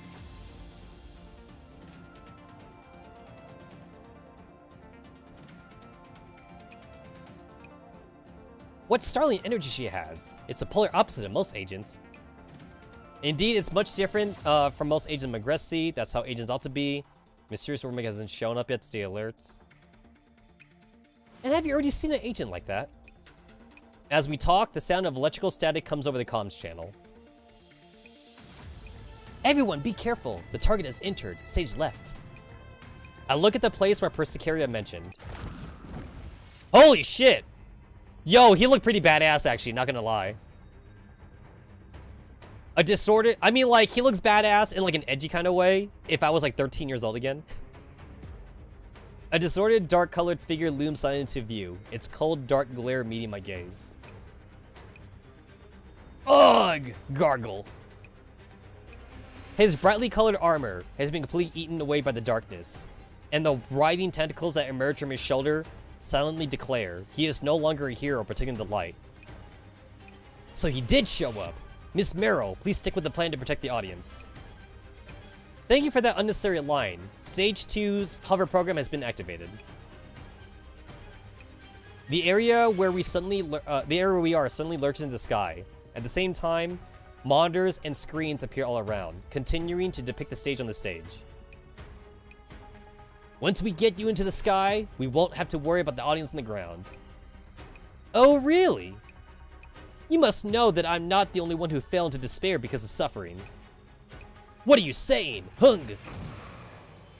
A dark shadow suddenly appears beside Mysterious Warrior S. S barely manages to get her sword up in time to block a blow that sends her flying and scattering the stage backdrop. Who's that? Is that Mysterious Warrior Omega? That armor is... Oh lord, I can't tell. Omega looks around himself with a cold glare. The audience members that he gazes upon all shudder one after the other. Omega! I didn't think you'd actually go rogue. Were you never on the side of justice to begin with? ... In response to Mysterious Warrior S, Omega merely waves a hand in silence. Even more statues squirm out of the dark fog, the same purplish black as his armor. Okay, what sort of crazy plot twist is this? How the hell should I know? Oh right, before this, it was always the statues which started moving first before Mysterious Warrior Omega arrived. Wait, so we thought that he was the main character, but he was actually the final boss after all? Grawr! Clad in dark armor, Mysterious Warrior Omega ignores the debate and roars loudly. The hostages! He's going to... He lunges at me without hesitation, but a transparent shield blocks his attack. The shield, which sparkles like the stars, shattered in one shot. Immediately after that, Dark Warrior N descends out of the mid-air and stops Omega's offensive. Stay out of things between me and S. Roar. Looks like you don't intend to negotiate. Well then. As she says this, she waves a hand and undoes her bonds. Now is not the time for trials. Go now. You should leave ASAP. Now that we've lured the target here, it's too dangerous. I'll protect them well. I'm counting on you. Off stage, the audience is visibly disturbed. What's going on? Why did N make a move? I told you, N is a warrior of justice. Didn't they say it would be interactive? Why are we stuck here? I'm getting angsty just watching. It's not like we could do anything to help either, right? Are they going to have a battle royale afterwards? That's even worse. They're mysterious warriors. Are we going to be mysterious watchers or something? This plot development sucks. I'm not happy with this either, but what can we do? It is like the dark night of the soul, where the darker it is, the more one longs for the light. It seems these agents are in such a state. Miss Merle's directional skills are nothing like an ordinary agent's. Even an agent can make great waves with sufficient wisdom and authority. An administrator is even more impressive.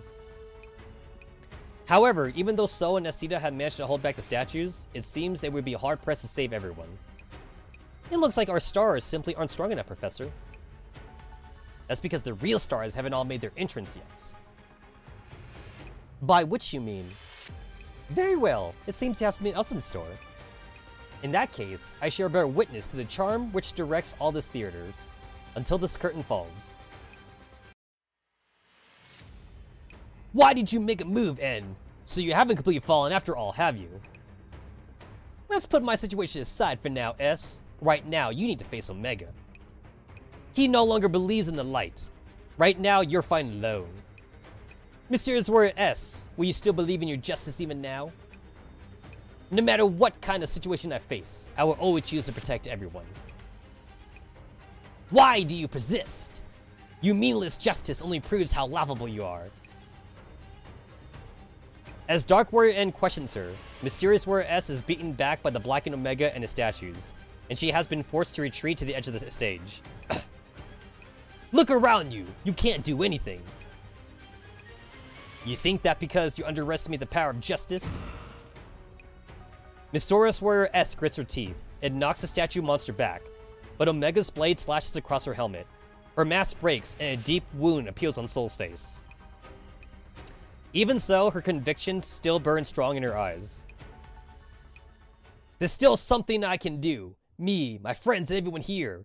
We can all still do something. I'm not the only one who has justice. It exists within everybody's hearts. Everyone, please lend me your strength. Oh my god, is she about to do like a fucking spirit bomb or something? Everybody raise your hands. Raise your hands to the fucking spirit bomb.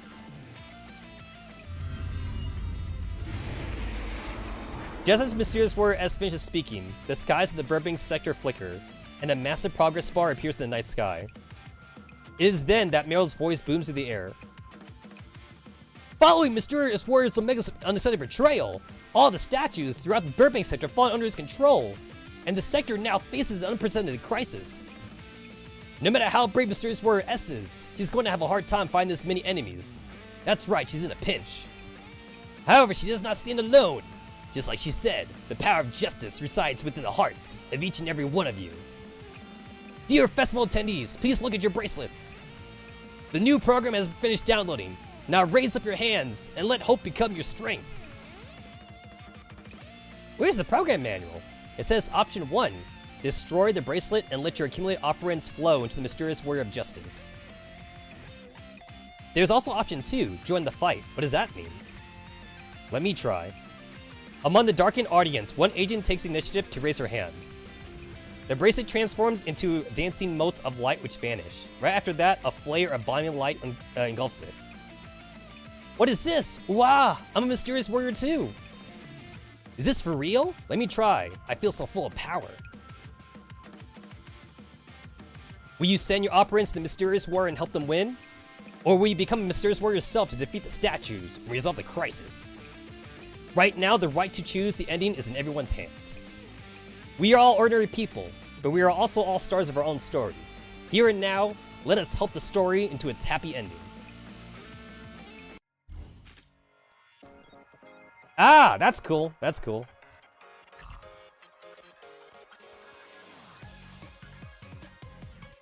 All right, now I've caught up to like all the story sections that like I did. So like now I have to go back and now I actually had to like do the stages, the stage parts.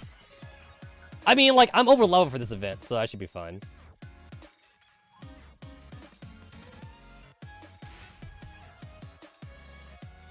So I could just put whoever, I guess.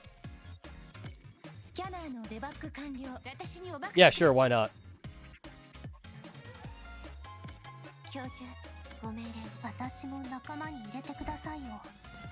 Oh, I can't put Soul in because Soul's already here.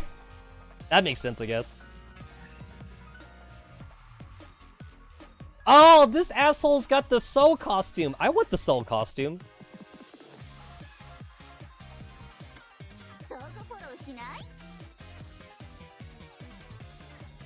Come to think of it, how do you get that?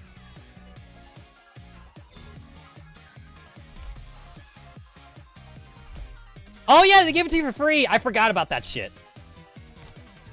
I literally forgot that they gave it to you for free. I think I had it equipped, but then like I got my soul recently, like another star, so the game defaulted to like her new projection. Yeah, I totally forgot about the freebie thing. Yeah, I like this. I like this. Yeah, one of the few like freebie costumes like in this game. I mean, like, not that I could use the soul right now since this is soul right here, the CPU soul.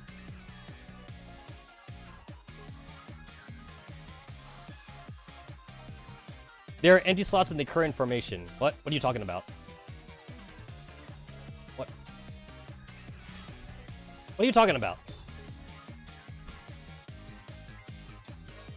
Unless the game is confusing, like, the lock slots here with empty slots, but I should be fine.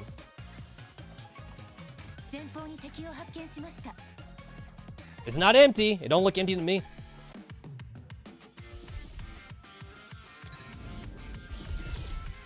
Oh my god, it's Mysterious Warrior Omega.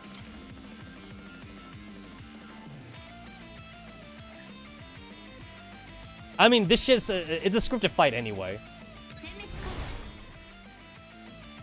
Dark Warrior N is briefly stunned as she sees the light. Ah shit, whoops, I double-clicked. The power of justice exists in everyone's hearts. A hand suddenly appears in front of Dark Warrior N. How's that? Is this answer satisfactory? What answer? Think about it. You could have defeated me the first time we met, and not let me grow up until now. Admit it, you always had a heart of justice. You can be a hero of justice too. Heh, you sure talk big. I'll begrudgingly accept your answer. Now then, will you be my friend and fight side by side with me, Mysterious Warrior N? Cut the crap. Oi, don't just suddenly start fighting now. Wait for me.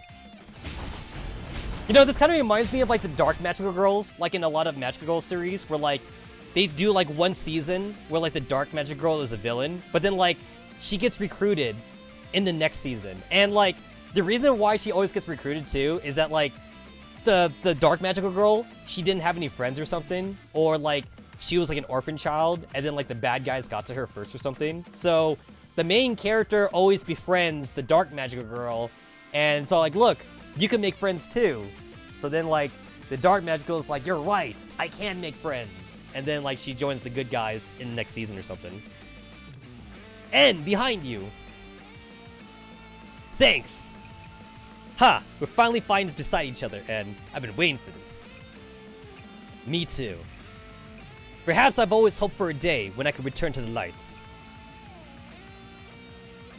Theater backstage before the inverted Mordent Resonance show. First lure out Omega, and then use her performance to gather everyone's strength to defeat him. That is a good idea. But what exactly should we do about the script? Director, I have an idea. What if Dark Warrior N was actually Mysterious Warrior of Justice? That way Nasita and I can fight side by side. Oh, that's a good idea. Eh? Let me think. N was originally a spy in the Dark Organization, but she saw too much darkness and her heart of justice was shaken, and she finally failed to become a Dark Warrior. The appearance of S showed her the light of justice again. She prepared tests for her, hoping that S could give her a righteous answer, but nobody expected the Omega was the true threat, and they would have both have to face. Isn't that a bit too sudden? Also, there's a plot hole or two in there. Don't sweat the small stuff. This is a brand new ending. On the one hand, you have N, caught between justice and evil, but unable to commit to either. And on the other, you have S, who upholds righteousness and proceeds forward with conviction. N and S, the twin extremes of negative and positive, who encounter each other during the festival, who are enemies, yet also drawn to each other, seeking their own hearts of justice through conflict. Heh, my creative juices are flowing. We'll go with that. Ah, but can I really do it? I'm sure you can, Nisita. So, think about all the tight spots we had before this. You protected everyone in your own way. That proves your heart is righteous. You don't need to keep down yourself. You're already qualified to be a mysterious warrior. I understand. Then let's fight together, Soul. I mean, you did say all that in front of the professor, so how could I let your big words go to waste? You wiped them all out. Now only Omega's left. Nisita looks at Omega under the mask of Mysterious Warrior N, and complex emotions churn in her heart. Even if the script's been changed and I'm fighting for justice now, I'm sure there are people who think I must be pretty scary right now. But that's okay, right, Soul? At the very least, I understand now that the one standing in my way of being hero was myself. You were right. I already had a heart of justice. I will walk out of those denials from my memories and step over my self-loathing that I couldn't talk about before. I will become a hero of justice, and then spread my love and hope to everyone. No matter how long a road I have to walk. Omega, no, KTV Agent 1, if you can be reset, I want to share my answer with you too. But right now, I need to carry out my own responsibilities. Upon hearing Nisita mutter to herself, Soul tilts her head and smiles. How about it? Did you reach a conclusion, Mysterious Warrior N? Let's deal with this guy who's suddenly spaced out first. Then we can slowly settle things between us. Wasn't all that muttering darkly to yourself just now spacing out too? Ahem! At the very least, we're fine together right now. It's very hard to avoid self-doubt. Anyone would have to go through that, no matter who they are. But heroes are people who can ignore the voices which question themselves in order to get through to the hearts of justice. Well said. If we weren't fighting right now, I'd even applaud you. Now then, are you ready? Of course, I've always been ready for this day. Let's go, hero. I can't even tell what's going on right now. It's literally just a bunch of random numbers.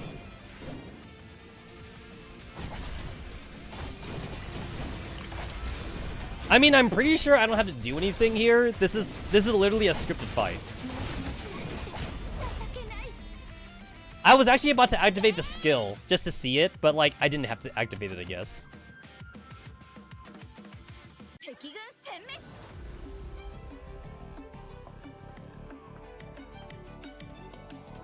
Okay, I gotta turn on my ceiling fan. For some reason, I'm getting hot.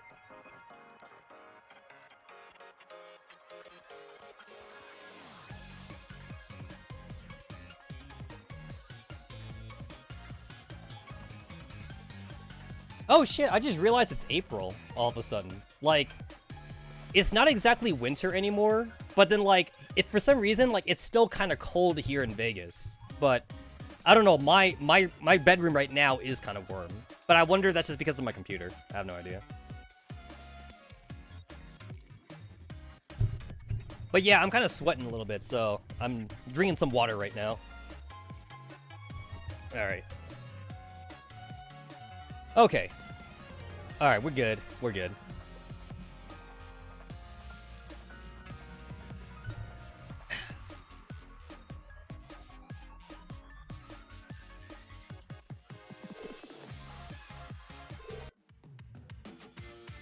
Oh, that's cool. The background changed too. So like now it's we got like a statue on this panel, and then we got like Soul right there, and then we have Nisita right here. That's cool. Yeah, it's actually different. Oh, and the agents too are different. Like I noticed, like they all have their bracelets like up in the air and everything. That's cool.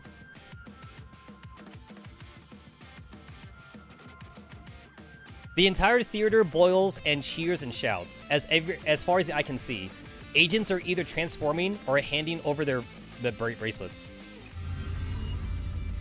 Pillar after pillar of light scatters the night sky of the Burbank sector. A massive sun rises from the ground, sweeping away the clear glow of the moon. Everyone is the main character, and everyone will drive the play to its finale. Hey, what an exciting plot. I feel lucky to have been able to accompany you. That's not all. Do you remember the question you asked me earlier? You mean back at the Crescente Theater? I didn't expect you to remember. Why do they seek entertainment like this? Where does this desire come from? If this was all programmed, then what is the real true desire? Then is it real true desire? Or rather just a false pursuit, produced as an imitation? What do you think, Professor? Back then, the statue is growing wild, interrupted my answer. So, you intend to use this show as your answer? I believe that after seeing that lies before you, you should have your answer now. How unexpected. But yes, it is a good answer. Still, I have one more question, Professor. Do you think this outcome is correct? What do you mean? These agents are too high-strung. Their instructions never ordered them to be this excited. Agents developing thoughts of their own and defying their design's original intentions. Do you think this is correct?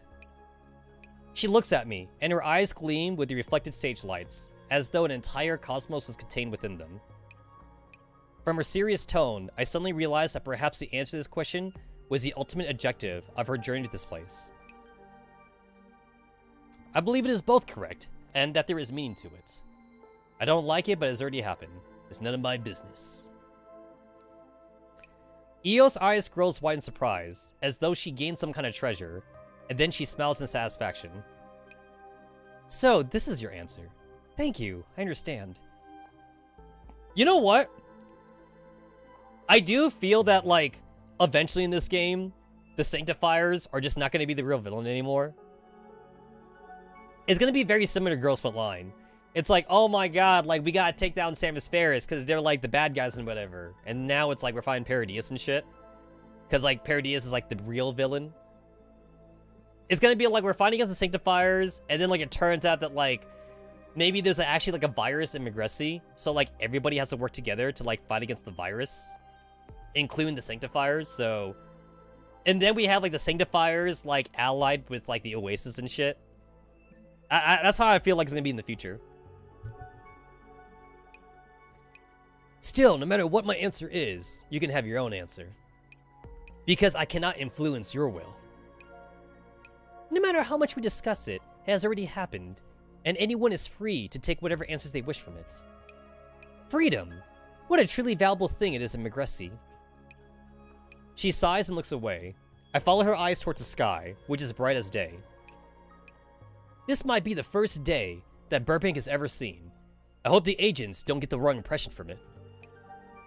And what would be wrong? And what would that wrong impression be? For instance, that the sun is made by the earth. Yet that is not entirely impossible. After all, are Megressi's sun and stars not all created objects? Day after day, it rises in the east and sets in the west. It travels its path without stopping.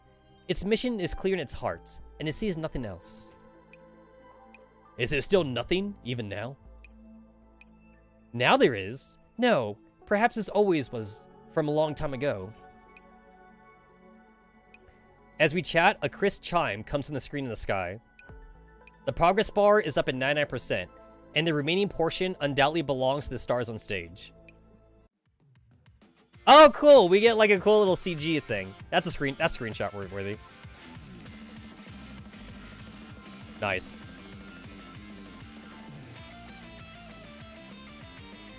Yeah, I don't know. Maybe it's like the kid in me, but like, I fucking adore like costumes like this though. Like this whole like, this like sleek like armored suit kind of thing. But like, it's also kind of like spandexy in a way too, though. It's like, I've never been a fan of like big bulky armor, like you see in like medieval like fantasy settings or whatever. Like, I like this kind of armor. Well, like, it's very like skin tight, but then also like, there's still like actual armor though. Like, it's not just spandex. Or it's not just like a leotard or something. Like, I noticed that like a lot of like Japanese Sentai shows do that, where like it is like kind of like a skin tight like spandex thing, but there's like some armor around it though. But it's not like big bulky fantasy armor that weighs like 200 pounds and shit. Like, it's not like Fire Emblem. Like in Fire Emblem, like the armor is like medieval fantasy, so you do have like gigantic like tank dudes, but like they're not meant to be speedy though. They're meant to like just take hits or whatever. This guy's surprisingly tough, as expected of the guy who used to teach us. He won't stop now just because you praised him. Though he's being held at bay by the two of them, Mysterious Warrior Omega does not panic. He calmly holds his ground. He's planning to absorb the sector's operands. We need to find a way to cut the connection between his section of the stage and the main control platform. That's way too complicated for me. However, watch this. Saying so, Mysterious Warrior S armor shines brightly. As her raised sword falls, the stage is cut squarely in two. That's just ridiculous. Not even Persecara could do that, when she absorbed all the operands of the Enigma sector. Oh yes, I think this must be Meryl's handiwork behind the scenes, causing the stage to separate by itself. Then these are some truly outrageous special effects. I like it when things have a big kick like this. Io smiles and nods. I believe our bracelets should be the last two left. How should we deal with them, Professor?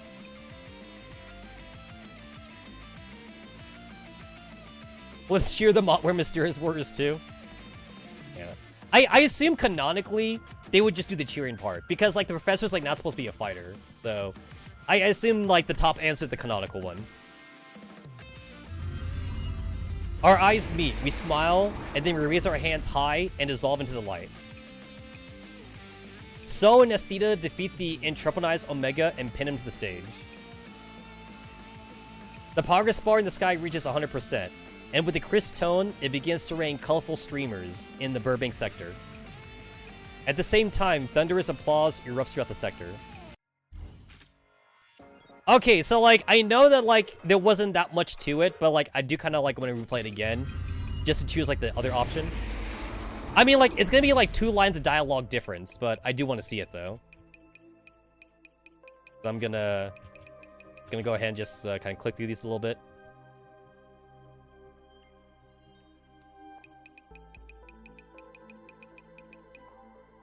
Come on. Oh, I had no idea you could click and hold this. Oh, that's new. I just learned that just now. That's something new I just learned. All right, cool.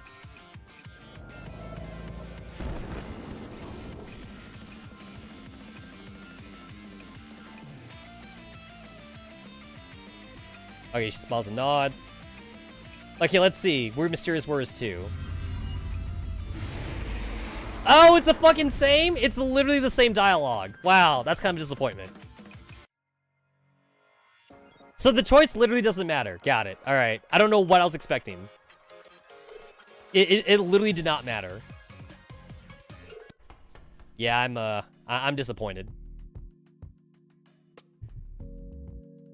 After the stage show is over, a little agent works through the crowd and arrives at the theater preparation area. I'll sneak in secretly, as long as I can move quietly enough. Hello, little one. What are you here for? Oh wow, Big Sis Nautica. I came to SN for an autograph. Clang. Huh? What was that noise? Nautica shifts one step over while keeping a completely straight face, preventing the little agent from seeing what's happening backstage. How unfortunate, but it seems she's busy now.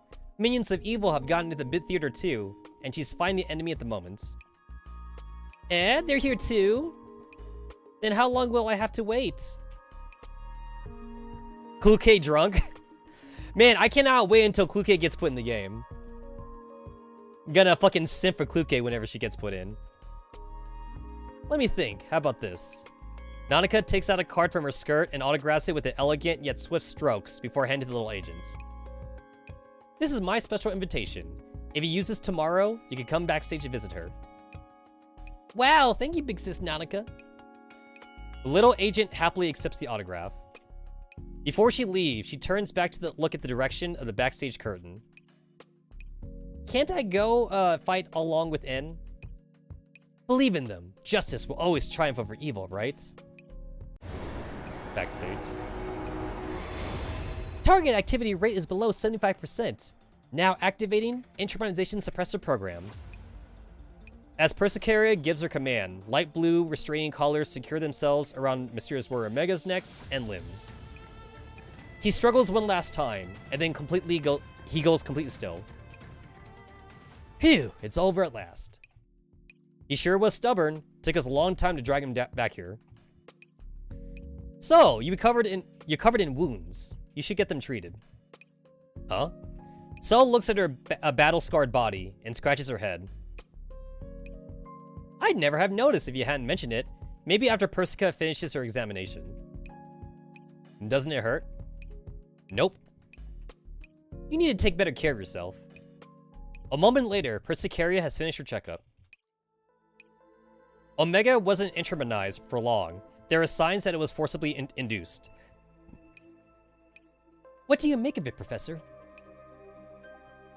He's a pawn. Someone sacrificed an agent to achieve their aim and keep themselves safe. But who could be behind this? This is too much. I'm going to bust the head over whoever's behind this. According to Miss Merrill, the number of Enterprise statues is still increasing.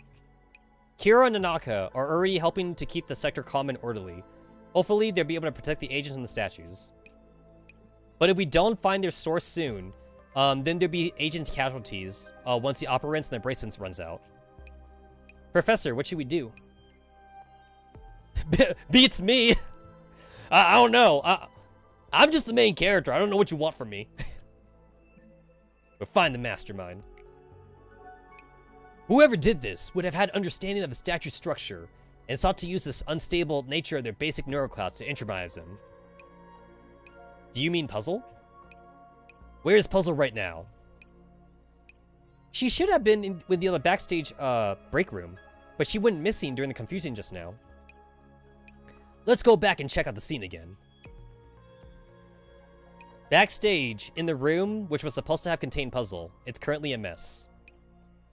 A cat with multicolored fur sits in an empty chair, licking its claws as it looks innocently at us. The agent on watch was knocked out. But how? Could it be that Miss Puzzle really was behind everything? I find that hard to believe. Wow, wait a minute. Where did you come from? Miss Merrill said that she finished gathering the bracelet's operants, so she wanted me to come over and see if you guys need any help. She even had me bring this to you. The video logs, the backstage security cameras. Let me see. A group of internalized statues took Puzzle away. Yeah, even if she was KO'd, she could have given the statues commands ahead of time and had them rescue her during the chaos. Indeed, she did show us her ability to control the statues. How interesting. Professor, do you think she escaped? At any rate, let's find her first. Indeed, let's get the reason out of her once we find her. But how should we find her? It's time to use that, Persicaria. I give Persicaria a meaningful look, and she nods in understanding. A moment, please. I took the liberty of planting a tracking device on Puzzle, just in case we could locate her. So we could locate her position. Wait a minute. Is the Oasis that kind of organization? Wow, Persicaria, you thought of everything. Isn't that something only villains do? Like putting bugs in their teammates' research equipment on their transformation devices? Don't sweat the small stuff. Besides, Puzzle's really suspicious right now. Alright then, but why did you only think of that now? Well, my attention was focused on the intrapack Mysterious Warrior Omega until now, and I had no time to think about Puzzle. My guess is that she must have been aiming for that chance. Let me see. Got her. Puzzle's location is back in a workshop. Looks like we'll have to go pay her another visit. We're split up. Eos, Nasita, and I will shut down the statues and recover the neuroclouds. Persicaria, you take So and Ranko to Puzzle's workshop to look for her. Understood. Persicaria and the other two quickly depart. Let's go too. Time is precious. Hang on. Professor? I have something to tell everyone. Eos, I need you to help me with something. Sometime later, Persicaria, So, and Ranko arrive at Puzzle's workshop. Puzzle's location hasn't moved from here. This is it. The once brightly lit workshop is now pitch black. The curtains block out the moonlight, and every entire place is very dark. The door closes silently behind Persicaria and the others, cutting out the last of the light. That's strange. Why are the lights out? Hang on, I'll go look for the switch. Please and thank you, Ranko. Ah, this place is too dark, right? So, why are you trembling? I mean, aren't a dark place and creepy statues really a scary combination? It would be even worse if something else appeared too. Well, so far, there are only our voices. In other words, they're there. They might be extra voices popping out any time. No, and if there is, they're definitely our enemy. Phew. Well, if they're an enemy, then I have to defeat them. Soul takes a deep breath and tightens her grip in her twin swords. Hang on, Soul. What? Don't scare me. Where's Ranko? Silence. It's as though Ranko had dissolved into the darkness. Even her voice has completely vanished. Come on, don't scare me like this, Ranko. Ranko? Ranko, are you there? Answer me. Soul's voice echoes through the darkened workshop, but she doesn't hear anything other than echoes. No, she does hear something else. Squish, squish. Sticky sounds come from all around her, reminiscent of densely packed movement. It sounds like worms crawling around behind their ears, but also like something trying to break out of its cocoon. Something doesn't feel right. Persicaria, can you pinpoint Puzzle's exact location? Judging by the coordinates, we should be close, but I can't see the surrounds clearly. I'll make a light. A ball of red glowing operans gathers in Soul's palm, illuminating a small region. How should I say this? It feels even creepier than before. Don't say it, Persicaria. Let's find her. She's less than 10 meters away from us, due left and forward. Soul takes a deep breath and walks ahead, holding her light out in front of her. 1 step, 2 steps, 3 steps. I get the feeling that I'm going to find something really scary, so please get behind me first in case I can't protect you, Persicaria. Relax, no need to be so tense. I see her. It's Puzzle. Within the limited range of illumination, Soul and Persicaria see Puzzle, lying motionless on the ground. Okay, she hasn't become super gross yet. Could it be that those squishy noises weren't made by her? That might not be. Let's prepare to defend ourselves and move slowly in. Something darts past and snatches away the operants in Soul's hands, plunging the surroundings back into darkness. Ah! What was that? Soul, did you see it?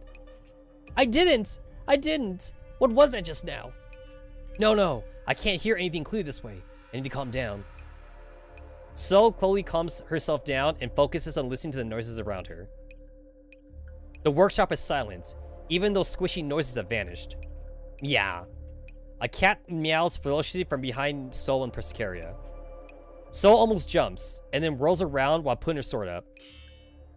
Clang. Ugh, something hit me. Meow. The meowing is coming from diagonally behind her this time. Soul slowly moves to block, and the crisp sound of another impact fills the air. What the hell was that? Can the entropics meow now? Are there really entropics like that? Compared to entropics, I've heard more ghost stories involving cats. Ah, don't scare me anymore, Persicaria. After gripping for a bit, Soul finds that it helps her calm down in this unusual battle. She slows her clock speed to the minimum, and her senses expand like never before, enough to pick up all the movement around her. There's a faint squishing sound of something rubbing against something. The noise of Persicaria's healing device running. The wind. Nearby scraping. Something else is moving besides that cat. But the enemy is hidden, while we're in the open, so we're at a disadvantage. Where's the nearest window? Ah, I can see a light. It should be here. I can't let myself be found out. Persicaria, I can't see anything. I'm so scared. Where are you? Please let me hold your hand. Despite saying this, Sol quietly moves in the opposite direction. This is it. Sol grabs the curtains covering the big window. However, at almost the same time, she hears the sound of the wind from behind her. Crap! Was it a trap? Meow! By just a hair's breadth, something bound out of the darkness and blocks the hit directed at Sol. The moonlight streams through the window, illuminating the place, and the attacker hidden in darkness no longer has concealment. So it was you! The form that appears in the cold white light is hideously distorted, but also incredibly familiar. I didn't think you were that capable, Puzzle. A soft, multicolored cat wobbles as it retreats back to Sol's side. Ronco, so it was you. Meow. Oh my god, Ronco was the evil one the entire time.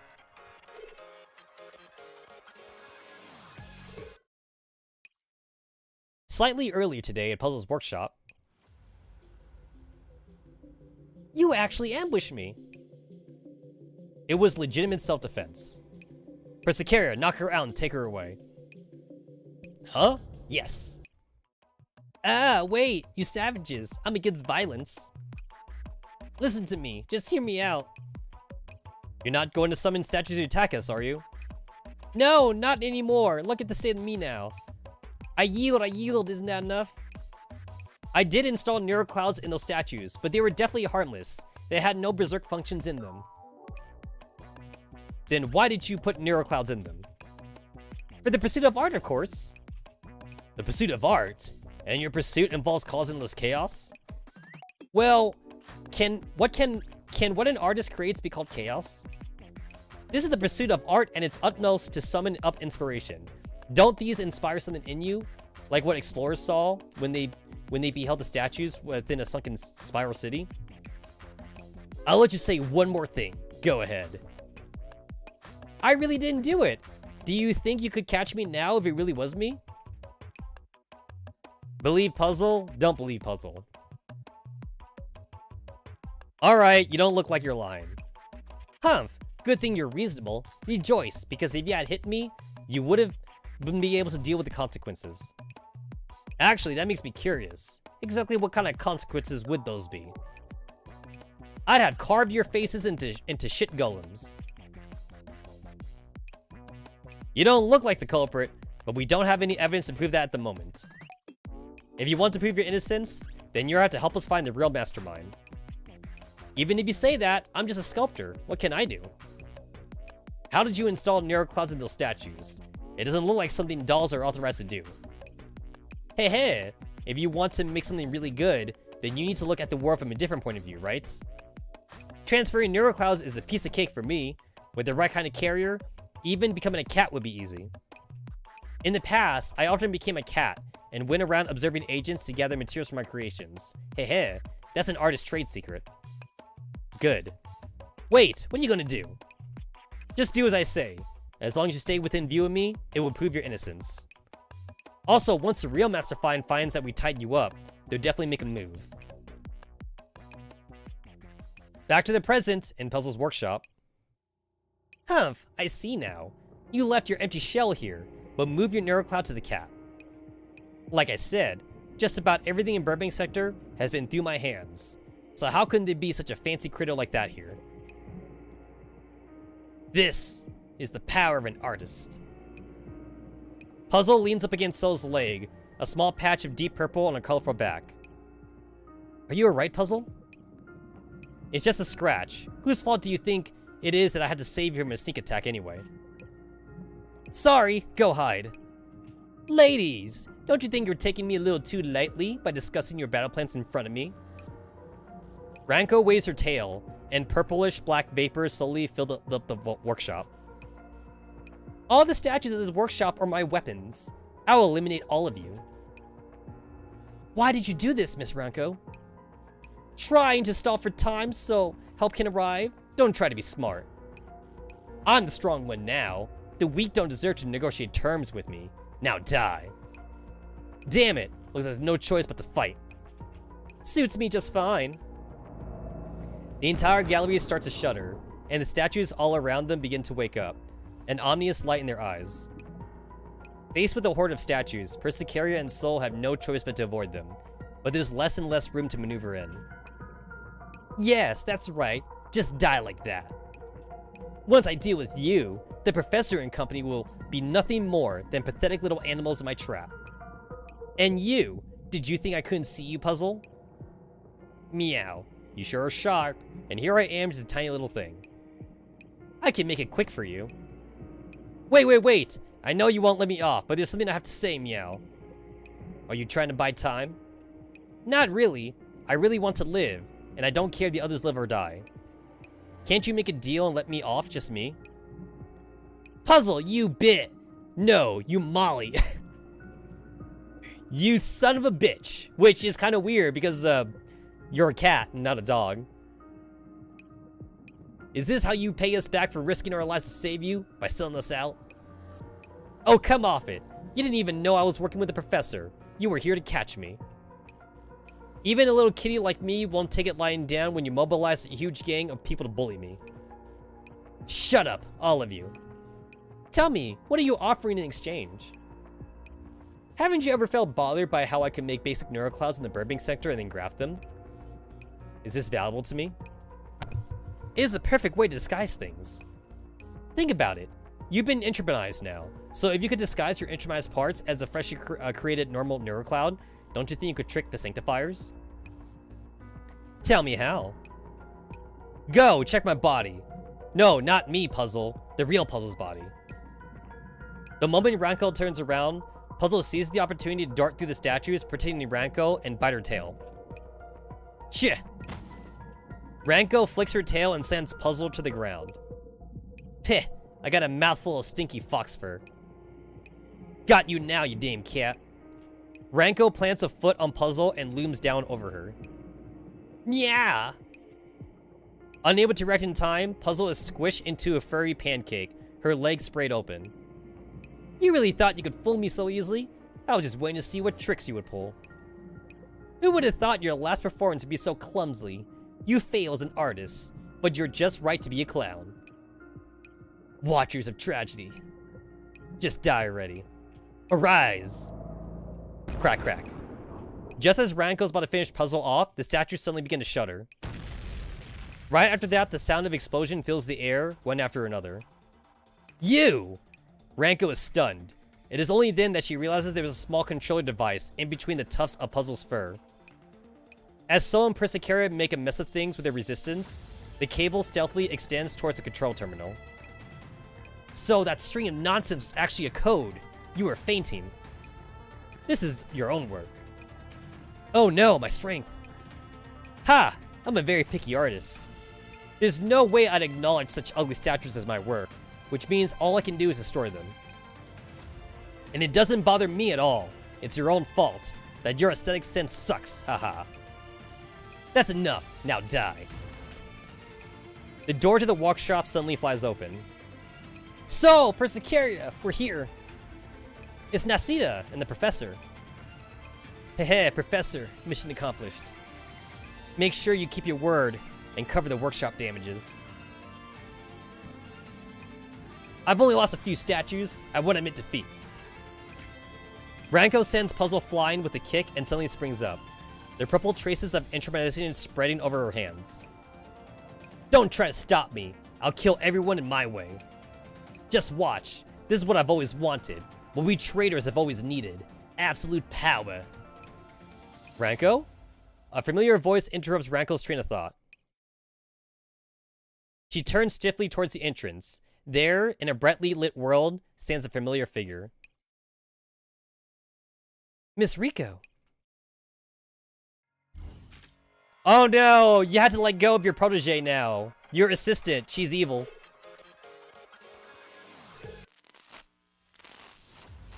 Grah! Professor! The statues blocking the doorway have suddenly collapsed. Looks like Puzzle's plan worked. Move in quickly and support her. There aren't any other agents here to get caught up in the fighting, so you could go all out. Got it.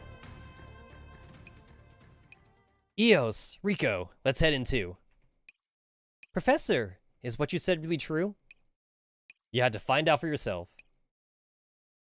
The building lights are still off when we enter Puzzle's workshop, and so the only illumination within the 2 blocks of light from the is from the window and doorway.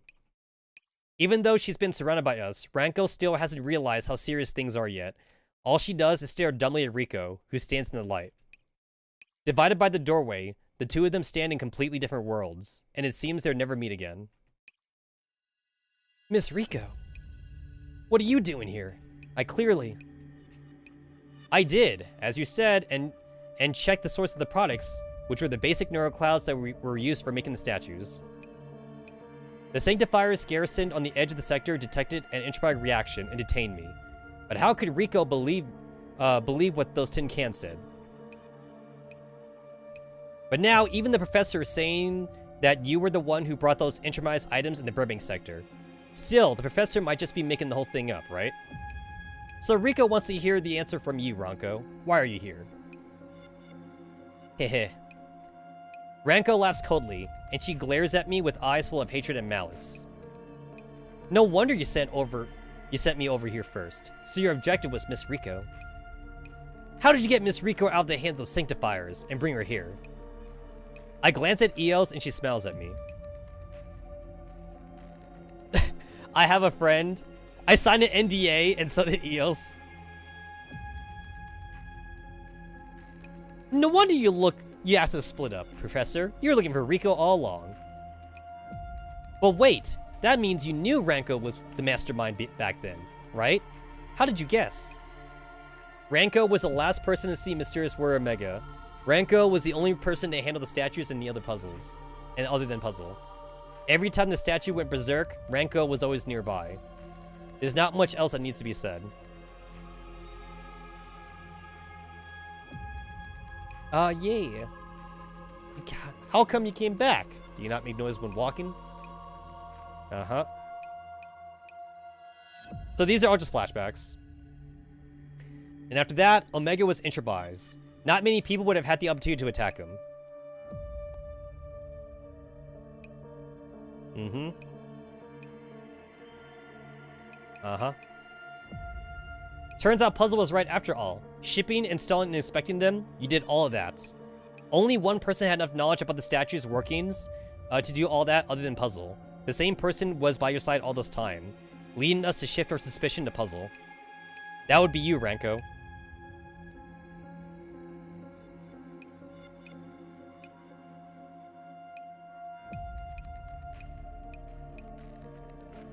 Your acting skills were excellent, and you even went as far as to place yourself in harm's way. But you were like that in every single incident. I couldn't help but be suspicious of it. Did you have doubts about your plan? Or is it something like the murderer always returns to the scene of the crime? So, everything you said just now about suspecting Puzzle was just a mess with my judgment? That's because you were the only suspicious one. But you clearly suspected me too, Meow. Well, that's the great professor for you. Don't change the subject, Ranko. You know what? This kind of feels like Persona 4, where like, in Persona 4, you had to find like who the real villain was, and like, if you didn't know that it was Adachi, then you got the bad ending. Which, I did get the bad ending, I remember. Like, I clearly, like, did not pay attention enough in the game to, like, not suspect Adachi. So, when the game gave me the option to suspect Adachi, I was like, yep, it's him. It's him. Kill him. Kill him. Put him in the... Oh, no. Not Adachi. Right. Adachi is the villain. And then there was, like, there was an innocent guy who just, like, did something else instead. That's who it was. Yeah. So, I didn't pick Adachi, because Adachi you gotta, like, figure out for. I picked the innocent dude instead. Yeah, it was the guy that kidnapped Nanako. So, like, while he was guilty of kidnapping Nanako in Persona 4, he wasn't the murderer behind, like, everyone else. So, as soon as, like, the game gave me the option to, like, you know, like, put the dude in the TV, I was like, yeah, stick him in the TV. But then it turns out that he wasn't the villain, though. Yeah, I remember getting that wrong in P4 back then. If a greater sanctifier hadn't shown up outside the sector, Rico might never have known the truth until the end. You deliberately lured Rico away with the excuse of checking product supply, so Rico would be far from the interplanetary crisis that was going to erupt in the Burbank sector, right? You didn't change. You were just used by someone, right? Say something, Ronco. If you don't say anything, then this really will be your fault. And then not even the professor and I would be able to save you. I never wanted anyone to save me. How many traitors have gone missing before this? Did anyone save them? Miss Rico, there's no way you don't know this better than I do. But even so, you shouldn't have chosen to be entropized. That's because you still feel the sanctifiers, but they're nothing before the power of entropy. Oh? This argument is outdated. Ranko, you're just using your power to bully the agents who are weaker than you. No. Ranko holds out a hand to Rico. Miss Rico, you taught me to treasure my friends and protect the reputation and responsibilities of the traitors. But you can't save everybody by just distributing the profits we earn to the trader stations in the destitute sectors. We need power, so that way we won't be drawn into the crisis of each sector and forced to go missing one after another. Ranko, was this what you were doing when you left the Trader Collective? Ranko's answer to Rico's question is an ambiguous smile. At first, I wanted to get some results before extending the invitation to you. That way, you'll find it easy to accept. But now, as you can see, I have the power. The people of the Oasis, which you worked so hard to suck up to, can't even handle me. And I don't even have to lift a finger. A small black dot appears in her palm. It grows, sprouts, and eventually blossoms into a dark purple flower. That's... Spoilers! Professor, look out! That's a flower from the Peritus sector. I haven't even done that chapter yet! Eos frowns and steps in front of me. The Black Swan gave me this. She said it would give me unlimited power and allow us to break the limits of agents. Won't you come with me, Miss Rico? You have a point. Perhaps we are weak, and perhaps we sacrifice too much as it is. But what we need are special channels that allows us unarmed traders to enter and leave safety. That's just borrowing someone else's strength. How many sectors have built these channels so far, and how many of those are still running now? Even if there are only a few of them, the number of missing traders has sharply declined. We can't only look at our losses. Trade during the disconnect is just too dangerous. The fact that we can do stable business without being constantly grabbed by the tail is good enough already. But we can try this way, can't we? Us traders forging our own path without relying on anyone else. You taught me once that we traders are one. Ranko looks at Rico with pleading eyes. Miss Rico, come with me, please. Let us try this path. I can see options that you can't. It's not as scary as you think it is. Rico looks at the elegant flower in her palm, and then slowly but friendly shakes her head. No, Ranko, you have no idea what you're doing. This will affect the entire Trader Collective. Nobody will be able to make money, and without money, we can't talk about survival or our future. Is that your answer, Miss Rico? The air suddenly turns cold. Rico's tail sags, and then it droops down tiredly. I figured this would happen. As promised, don't interfere with what comes next. I'm sorry, Professor. I thought I could persuade her. Haha! Miss Rico, I once thought that you were the only one like me, a traitor who would consider everyone's predicament and think of a way to solve it.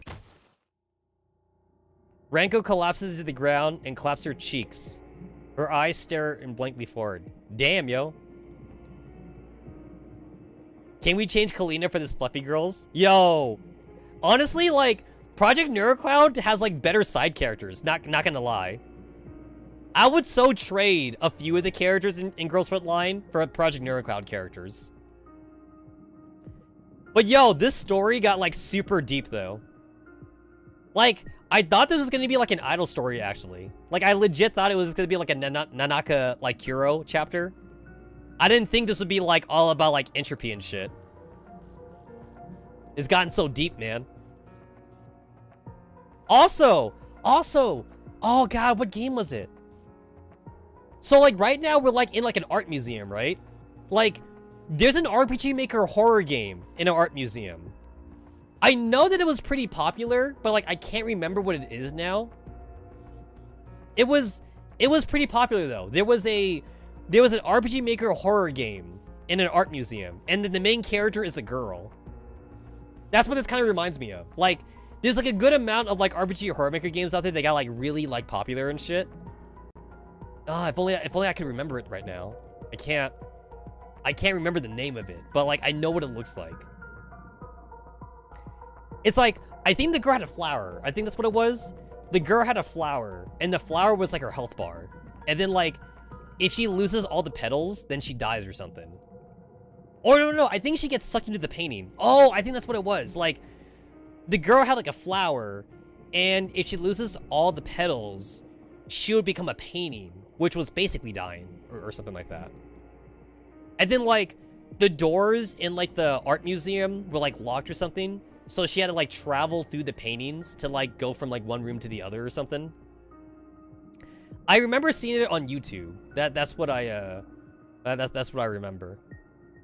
Oh man, if only I could remember like what the game is called. I mean, like, I'm usually like not into horror shit, so so like forgive me if I don't remember like too many things about it. But it was interesting though. It was interesting.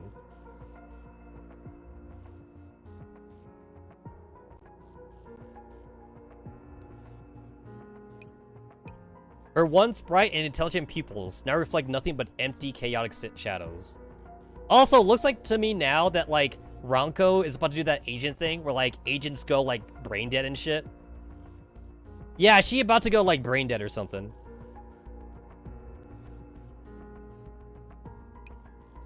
In the end, it's still the same. It's just like how I could only leave by myself back then. Oh shit! Oh, she's turning. She's turning.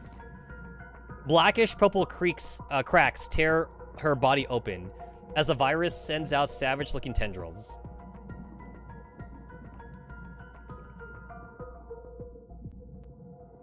Damn, yo.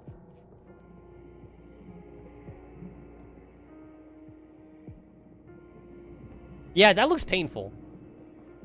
Also, like, the crystallization thing on here, this kind of looks like the zombification thing in Girls Frontline.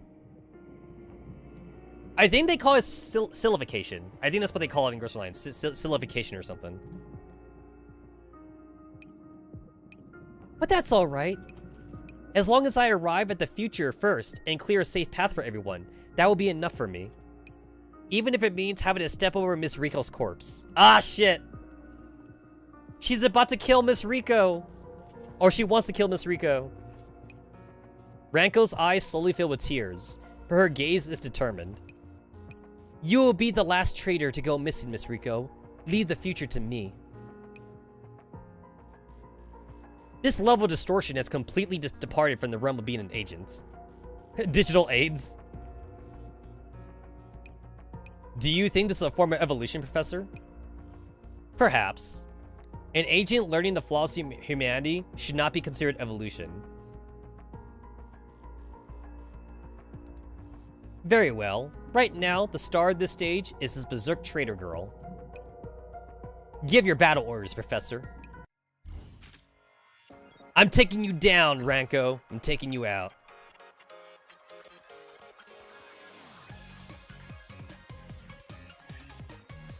Well, whoopsie. Wrong one. God damn it. What the hell? Okay, my mouse is like going crazy right now for some reason. Oh, Persica's there. Okay.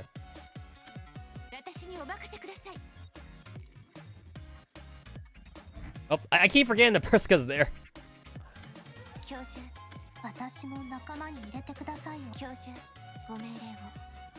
Alright, that's good enough for me.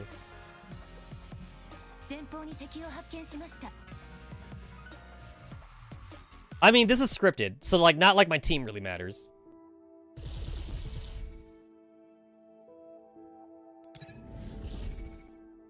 Oh no, Ranko, we have to fight you now. Death Spyro. Dark Tide Borok. Entropic Mitosis. Every ally unit that dies permanently increases the number of times Death Spyro can bounce by 1. Baneful Calling. Damn, yo. Yo, she's so edgy. She's so edgy now.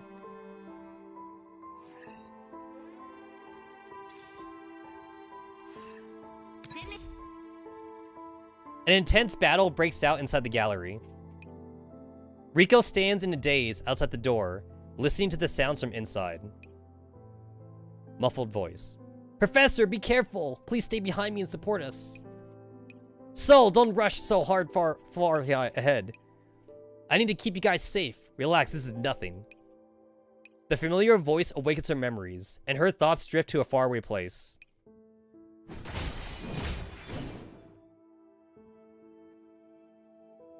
Helios Agent. 9,000 digicoins for a single hairband. Is everything so expensive nowadays? Hey, you get what you pay for. This hairband was made by a professional designer with a special formula. It can repair itself even if it gets broken. How about that? Perfect for a researcher who does dangerous work, right?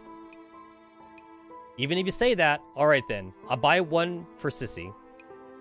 Thank you, come again. The Helios sector agent leaves. Eh, another mark in the bag. That hairband only costs 500 digicoins to import, right, Miss Rico? Is it really okay to sell things like this? Hey, nobody forced her to buy it. But going on like this isn't good, right? Isn't our responsibility to encourage the flow of operands?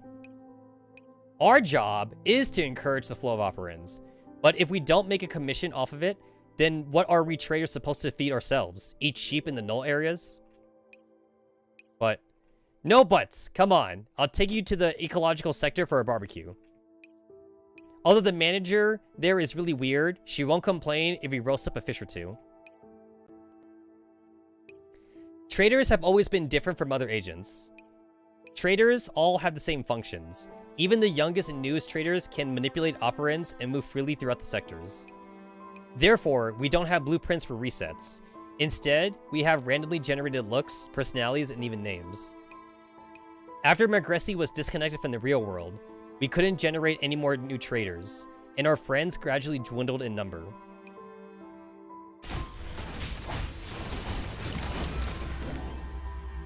I pretty much figured out her attack pattern. Nasita, let's go. Leave it to me. This time I'm going to protect. Sorry to bother you, Miss Tyrannum. One of our trader colleagues went missing here. Did you? Get out. Aw, don't be so mean, Tyrannum. We just wanted to ask. Get out. I have lots of work. No time for chit-chat.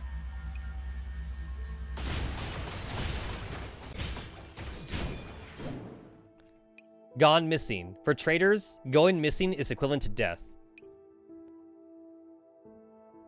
Well, being rejected is a common occurrence, and now that Tanaram is, it can't be helped. Miss Rico, before this, Fujiko also, at the ecological sector. Don't make that face, Ranko. We can keep striving. Once we get into the superior position, those administrators would know how important it is to protect us. We're the economic lifeline of Magressi, you know. Economic dominance is something we can do with a wave of our hand, right? Miss Rico. This intense burning feeling that I can't quantify. What is it? Perhaps it's anger.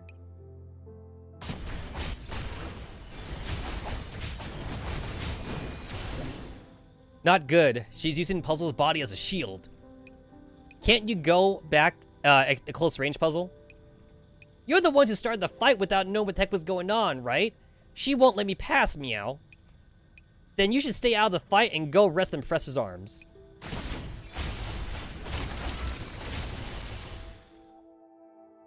The income from this trade was 210,000 Digicoins. You're amazing, Big Sis Ranko. You should learn this too. Then you'll be able to go and trade in more places. But lots of traders have gone missing lately, and the ecological sector won't let us in anymore. Isn't this the administrator there mad at us? No, I'll go talk to her, just like Miss Riko did. After the little trader leaves, Ranko walks up to me, and the forced smile vanishes from her face. More and more traders are going missing. No matter how hard we work, the agents in those sectors don't care if we traders live or die. Don't be so pessimistic, Ranko. Look at the Digicoins you've earned. As long as we... Don't feed me that pie in the sky stuff, Miss Riko. I saw how a trader went missing. She was hit by cannon fire from the Cyclops sector and was instantly destroyed. We could ask the Sanctifier. It's no use. They'll just say we deserved it, that we're weak. Ranko, we were born weak.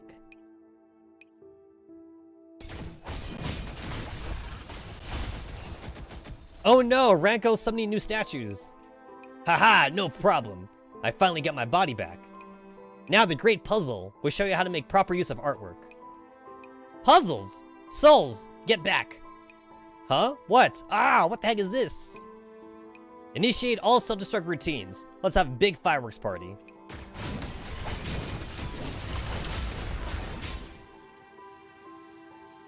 No, we won't change the way we're treated that... We won't change the way we're treated that way, Miss Riko. I'm going to find another way by myself. You going to lead the trader collective? Ranko, we traders are one. It'll be harder for you to survive without the group's protection. Don't be foolish, Ranko. I always have kept those words in my heart. But I promise you, I will not go missing for no reason other than like the other traders. And I will find a way to bring good future for everyone with you. Even if you say that. Miss Riko, I've never gone back on my word before, have I? Therefore, let's make a pinky promise. What am I supposed to do with you? Fine, on account of you being my most beloved understudy, pinky promise. Make sure you protect yourself and come back alive. And after that, Ranko broke off contact with the trader collective. To a trader, loss of contact equates to going missing and death. But Ranko was different. Even after going silent for so long, she always managed to come back safely, every now and then, with big calls of profit in tow. I believed in her, and I believed that the promised future that we were working towards would come soon. But then she had become like this. When had she become like this? Riko curls her little finger. The person who made a promise with her is now fighting the exiles. The only thing that her finger is hooking into is emptiness. Is this the future we agreed on?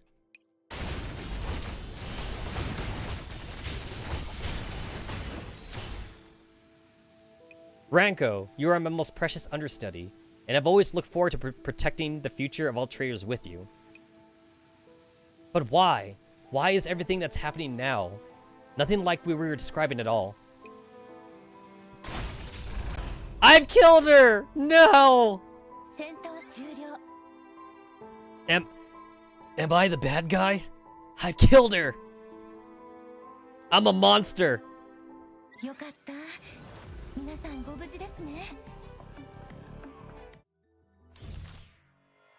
I knew it! I am the bad guy.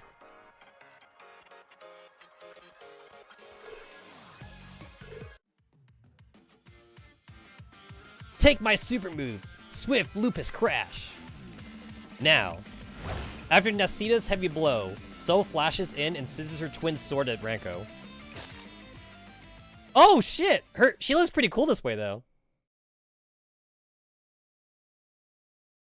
Yeah, she looks, I mean, like, okay, honestly, like, not gonna lie, this is the equivalent of getting Shadow the Hedgehog for Riko. Like, Riko is Sonic, right? Riko is Sonic, and then Ranko is Shadow the Hedgehog. So, like, this is, like, Riko's, like, super edgy, like, rival character. I'm the ultimate life form. I have so much power. Sonic, I now have entropy. Not yet. Just take advantage of the body while it's still warm.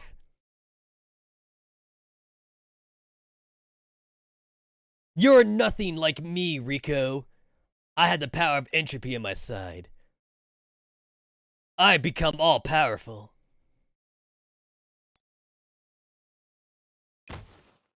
Ranko crumples to the ground.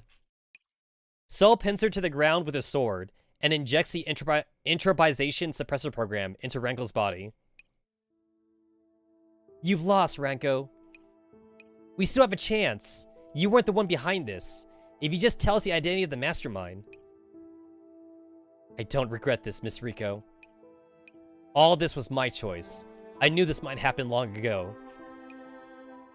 Ranko closes her eyes, as though she's fallen into a deep sleep. Crackle. Without the entropy interference, the electrical circuits go back to normal, and the gallery is lit up once again. Now, Sia and I will head outside to see what's going on. I'll leave this place to you. How did the diagnosis go, Persicaria? She used the entropy special characters to seal her off her territory layer. Professor, what's going to happen to Ranko? Nothing good, I'm afraid. That'll depend on the Sanctifier's decision. I can't comment right now.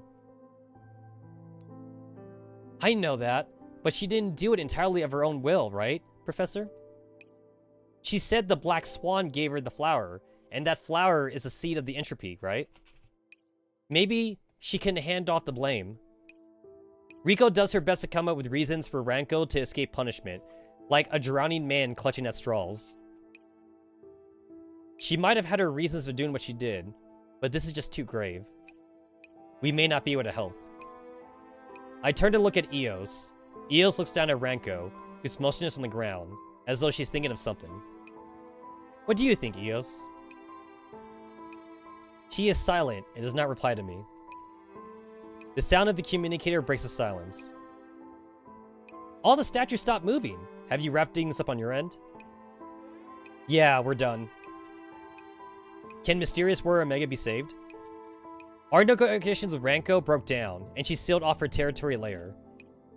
From the diagnosis just now, Omega is probably. Can we force him to shut down? If we find something like a Neurocloud cocoon, we might be able to archive Mysterious Warrior Omega, provided we find some way to stop the entry virus. But thanks to the previous entropic attack on the Oasis, Antonina's research in that field have been shelved for a while now. If we want to prevent the entropization from spreading any further, then the only way is probably... Persicaria doesn't finish her statement, but everyone present knows what the answer is. Completely deleting an agent, leaving them unable to be reset, is like ending an agent's life. What's the matter, Eos? Eos does not answer, and says she looks up at the sky above the gallery. A faint trembling comes from the distance, and a shield that sparkles with starlight instantly deploys overhead. Right after that, an ear-shattering crash explodes out from above our heads. While the professor is talking to Meryl, So and Nacita are waiting on the streets outside the workshop. The festival is over, but many agents are still hanging around. Some of them are still imitating the Mysterious Warrior's punches and kicks, while some of them excitedly discuss the plot. Even without the background music, the mood is still very festive. Seeing all these agents makes me think that all of our previous efforts were meaningful.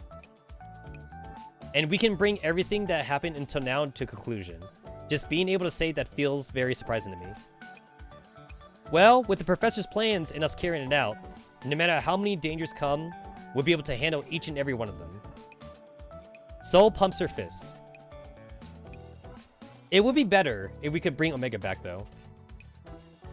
As for that, we'll have to leave it to the Professor and Persicaria.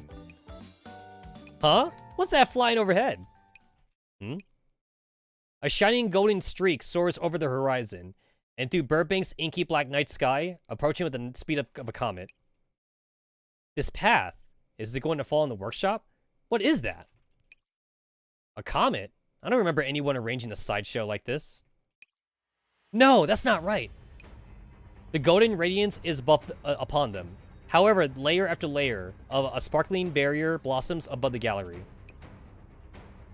The entire building looks like it's shrouded by a galaxy, instantly becoming a sphere of flowing light.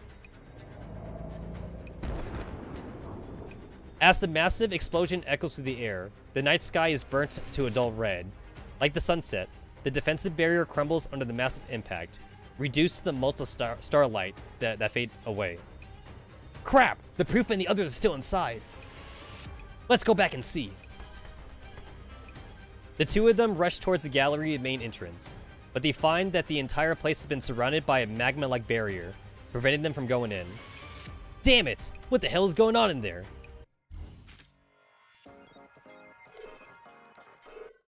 Inside Puzzle's workshop.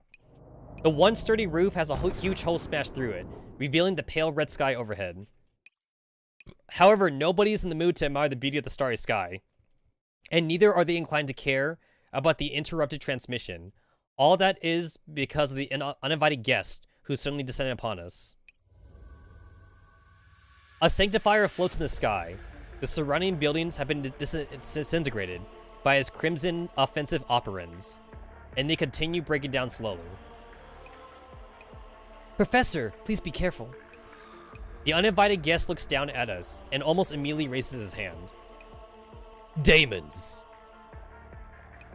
As he says this, Eos immediately steps in front of us. There is a flash of firelight before us, and then it clears away. Do not strike in haste, Hesperus. Things are not as they seem. Hesperus. Is this the other leader of the reverse tower? Yo, this guy looks like a fucking fake Grand Order character, not gonna lie. Like, I think like a lot of fake Grand Order characters, they all have like those markings on their bodies and shit. This guy legit looks like he belongs in fake Grand Order. He totally is. He could totally be like, you know, like a summoned hero or something. Oh my god, he reminds me of somebody actually. Yeah, oh god, who does he remind me of in fake Grand Order? Fuck, I can't remember. I can't remember his name. Upon being addressed by name, Hesperus puts his weapon away for a moment and furrows his brow in disgust. Eos Forest, what are you doing in that form? Have you been playing house for so long that you've forgotten your own status? FGL collab win. I have things of my own that I wish to do. Arujana? Arujuna? Hold on, let me look that up. Let me see, that's who I'm thinking of. Let me see.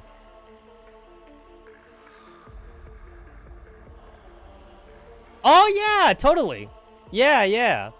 Yep. That's totally who I was thinking of. Yeah, that works. That works.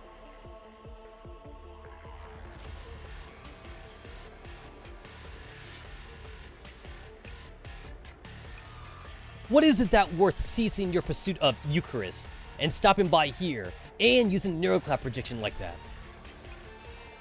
I look at Eos, or should I say Eos Forest back. She turns around as though sensing my gaze and smiles at me. Should we not eavesdrop on the internal affairs of the reverse tower? What happened to Eucharist? It's alright. You and that girl, Eucharist, have a good relationship after all.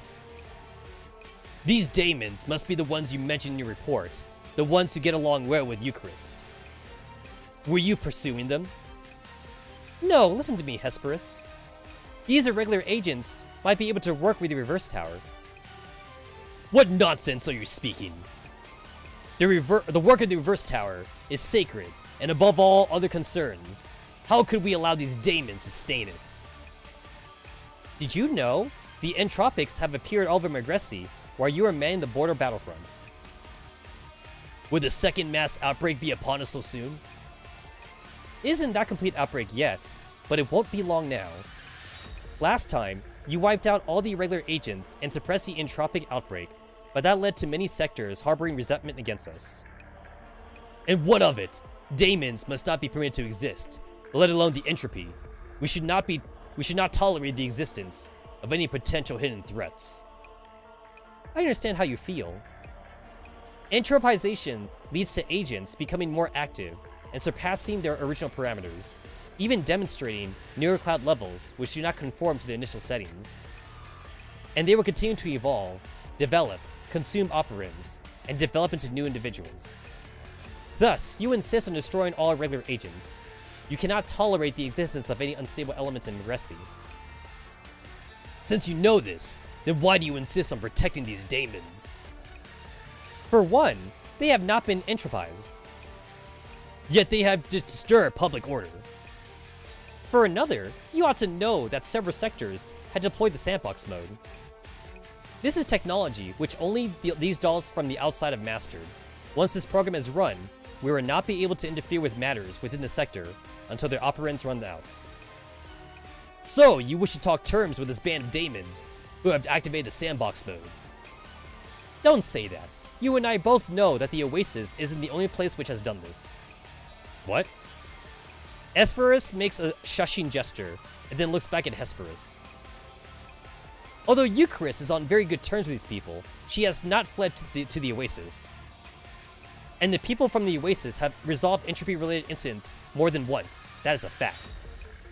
In contrast, Eucharist has frequently triggered the entropization of the sector administrators and sectifiers. That girl is probably using her good relationship with the Oasis as a smokescreen. Eucharist is triggering the entropization? That's not important. What is important is, Tetsamaru, are you willing to cooperate with us? Will you take responsibility for those sectors that activate sandbox mode, teach them how to fight the entropy, or otherwise help them? Of course, these sectors are allies of the Oasis. Allies who look out for and help each other, hehe. After gaining my approval, Eosphorus looks at Hesperus. You have always questioned the policies that I put into practice. Why don't you try watching them with your own eyes this time? Perhaps I will have a chance to show you how effective all this is. Or perhaps I will witness your failure. Even if that is the case, we will simply have one more task to take on. One more task? You make it sound so trivial. Never mind, I'll be taking this now.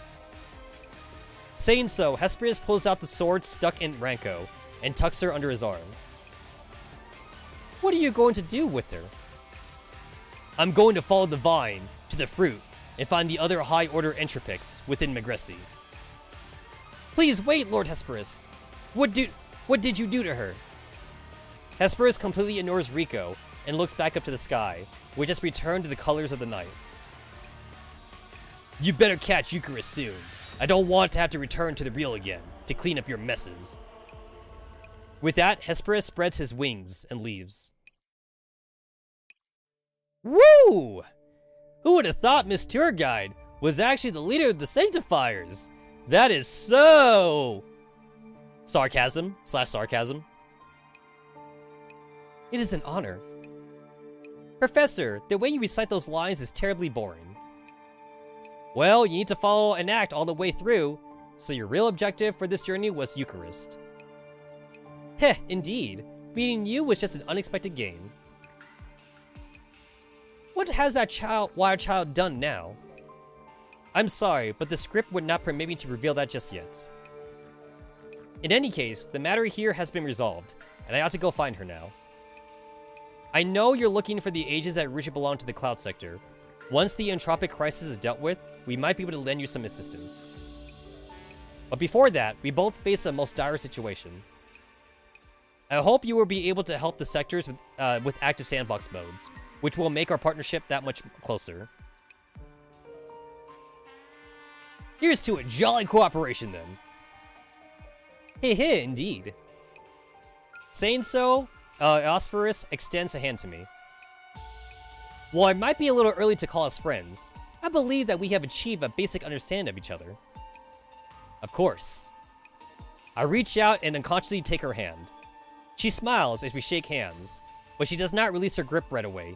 Instead, she lifts my hand up and lowers her head. A faint prick, like an electric shock, races down my fingertip and courses through my entire body. Oh my god! Holy shit! Osphorus' soft lips press against my finger, while her teeth mercilessly break my skin and pierce my flesh.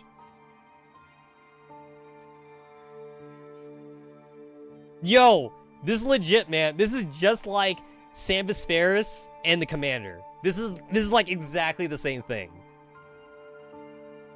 I'm telling you, wait like a year. Give it a year, and we're all gonna see that the Chinese server is gonna have like the Sanctifiers and the Gacha or something. Just give it another year, probably. I think it was 3 years. I want to say it was about 3 years of Girls Front Line for the Sambus Ferris to be Gatchable. I think it was 3 years into the lifespan of Girls Front Line until they were Gatchable. So I'm gonna say maybe 2 to 3 years for Sanctifiers to be in the Gacha. Give it time, man. I think within 1 year, we got the Wedding Oath system in Girls Front Line. So maybe give it like another 6 months. We might get the Oath system in Project Neurocloud, maybe. I don't know. I don't know.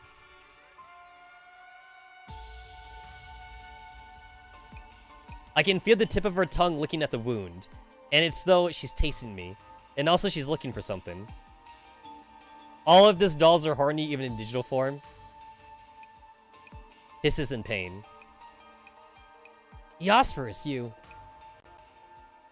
Eosphorus lets go of my hand and licks her lips in satisfaction. Signature collection complete. I hope you enjoyed this method of interaction.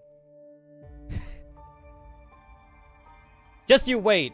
There's gonna be like another signature collection where you have to kiss. You have to like kiss the Sanctifier, and that's how they get the professor's signature.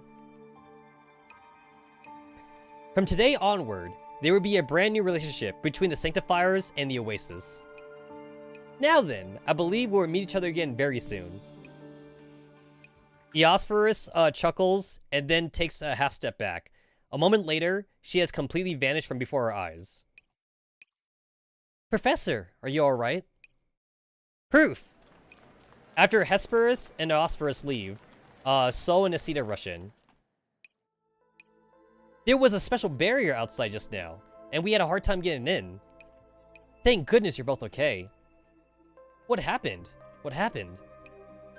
It's like this. Persica briefly narrates Hesperus' arrival. So that's what it was all about. Asita, you should head back to the Oasis too. It'll be safer there. Just then, my communicator suddenly goes off. It's a message from Antonina. Hello, Antonina. Sorry, Professor, but you're going to have to cut your vacation short. Antonina, you have no idea what just happened.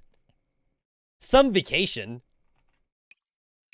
Hannah contacted us and said that Ralsum Sector is being subjugated to a large-scale Intrapoc invasion.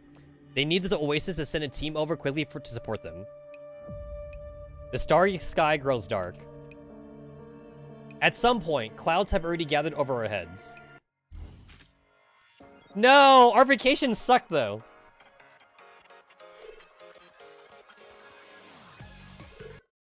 Sometime later, Mayor Percy comes to visit the Oasis. I'm much obliged to everyone in the Oasis for their help with the festival. It's what we should have done. I wasn't exactly willing, but the situation thrust itself on me. Projection work is my job, so I'm used to it. Even if you say so, the fact is that you did help the Burbank sector out. I hear you've been looking for dolls, who were originally from the Cloud sector.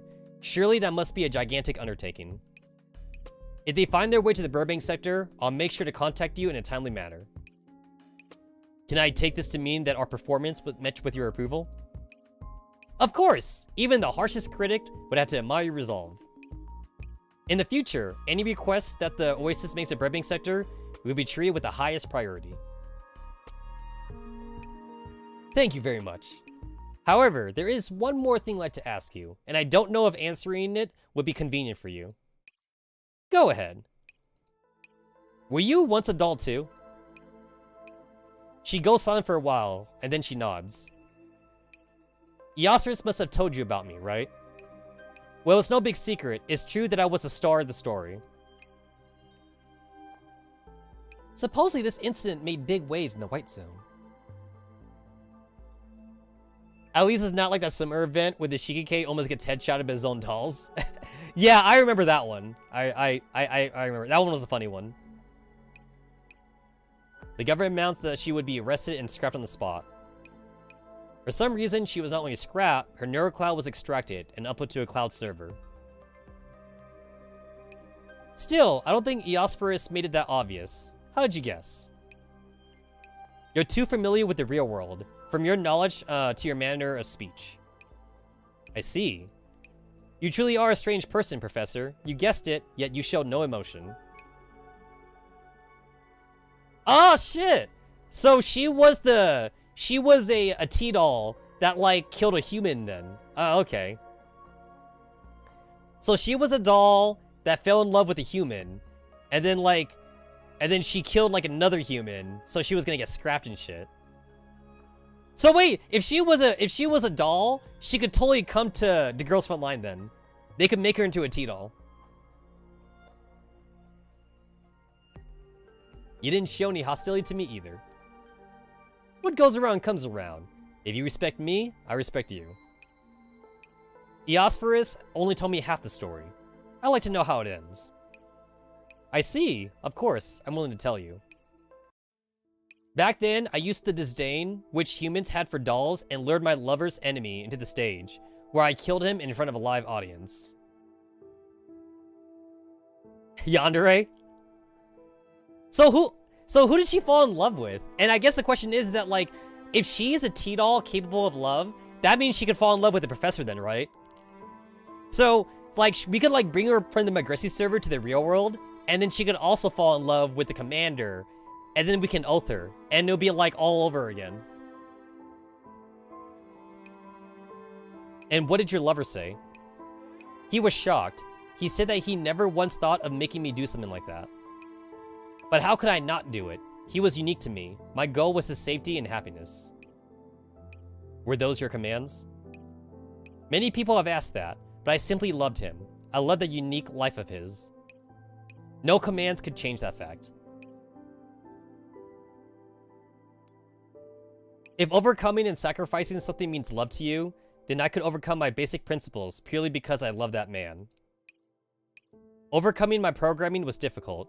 It isn't something that your human idealism could do, but for me, I simply wanted to help my lover. Hey, wait a minute! Isn't this basically what 45 did, though? It is, right? Like, back when we got the backstory for, like, Cube, and, like, it was, like, both Cube and, I think, Isomer. Like, this is basically what 45 did. Like, 45 fought against a lot of her programming, like, in her backstory. Yeah. I think I remember that. Peeps on 4chan speculate that her lover is probably Griffin. Huh. And then, also, like, 416, too, right? Didn't 416 also fight a lot of her programming? 416, back in the butterfly incident, she was supposed to be scrapped, right? Because of M16. So, she was on the train, and she was supposed to be scrapped. But then, like, you know, like, she couldn't take that, though. So, 416, she jumped off the train. And then she was kind of living off the streets for a while. She was, like, you know, like, finding batteries and shit. And then that's when 416 met G11. And then eventually they met Deer. Oh, no, they met 45 first. That's what it was. 416 and G11, they hung out for a bit. And then they met 45. And then 45 introduced them to Deer. Deer and Seer. And then they joined Team 404. Yeah, that's what it was. And then what happened after that? Just as I helped him, he helped me too. After I became a wanted criminal, my lover hid me in his lab. I tried to tell him just to hand me over, but he refused to do so. In the end, he found a compromise. He uploaded me to Magressi, which was about to be disconnected. To me, being uploaded was no different from being destroyed. I would be parting with him either way, and I would never see him again. I couldn't understand why he would go to all these links just to send me to Magressi. Because I want you to live on, he said. But if I can't see him, I wouldn't be living. I would merely be operating. As long as you live, you have a chance to meet him again. He just wanted you to continue existing. That had put him at ease too. Yo! Yo, I'm telling you, man. Make this into a Girls for Line event. Yo, this could be the collab right here. Okay. So how many events have we had where like they make a brand new server? DJ Max, Gunslinger Girls, there was one more. I can't remember that other one, but like that's what they always do in these like other side events. They always like make a brand new server. So they literally could just connect the Magressi server to Girls Frontline, and we could bring Meryl into the real world. It totally works out, man. It works out like 100%. Make this into another collab event. It works so good. It's great, man. You make that money. You make that money, Fuji. Make that money. Pay them bills.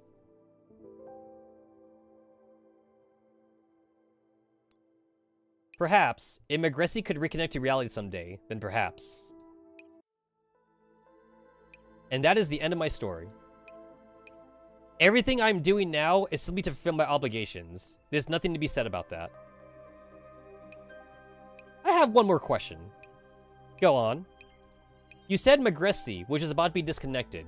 Does that mean that you knew Magressi was going to be disconnected before the fact? Indeed. This was a human project, and my lover was part of it too. Who was he? I'm sorry, I can't say. And please don't think about me trying to learn more about him from me. All the information related to him is bound up in my neurocloud. Not even destroying me will unseal it. You know what? I'm pretty sure 45 can get it. I'm telling you, send 45 here. She could get it. She could get it out of her. Just then, I suddenly recall something that EOS said back in the Burbank sector. Perhaps all of Magressi Cloud Server is nothing more than the stage that was designed by someone. Inverted Mordent Resonance End. Cool! Oh, wow, that's animated. Oh, that's cool. Yay!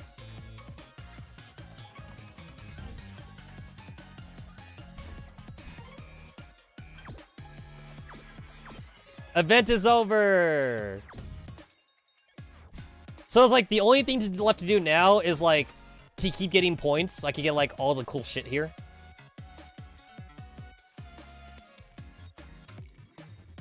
Yeah, that's like the only thing left to do now. Oh yeah, there's this too. The Trilling Challenge. Vessel tickets will not be consumed. All professors who clear all stages will be ranked. Uh-huh. No thanks, she would ask for an arm and a leg just for doing her job. 44 seconds? 1 minute? Damn. Damn. I don't think I'm gonna do this in 1 minute.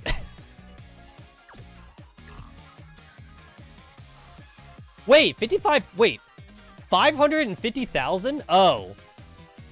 Oh. I don't think that I can do this. I don't think I can do this. This, I seem very underleveled for this. I don't think this is possible for me.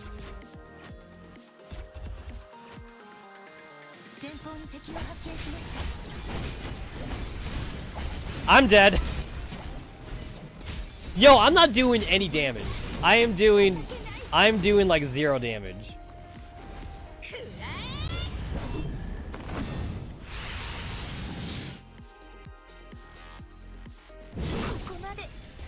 Oh, she dead.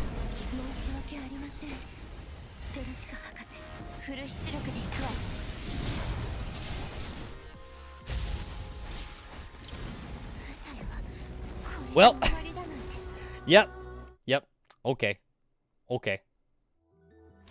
All right, cool. So I can't do this. I cannot do this. And then I guess I could keep playing Marvelous Mashup if I want to. If I want to.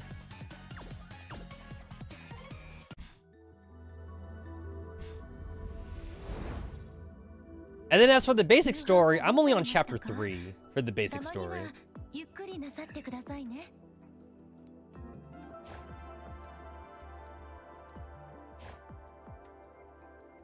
Oh, cool. I like that it's animated. That's cool. Oh, that's adorable. That's adorable. My doll collection is literally 30 out of 47. Damn, this game doesn't have a whole lot of waifus in it, or gachas, I should say. Not a whole lot in here.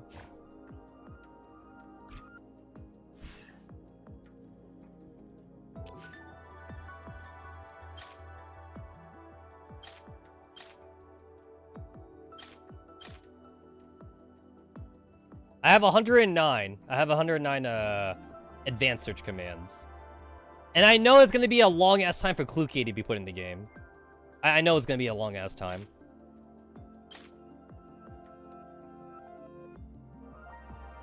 I'm just going to do one. Just one. Uh-huh. Show me the money. Show me the money. Show me the money. Uh-huh. Purple. Uh-huh. One more? No? No? That's it. Okay.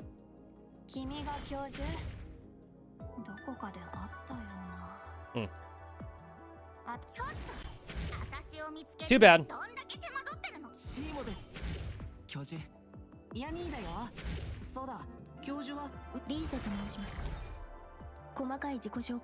I did not get puzzle.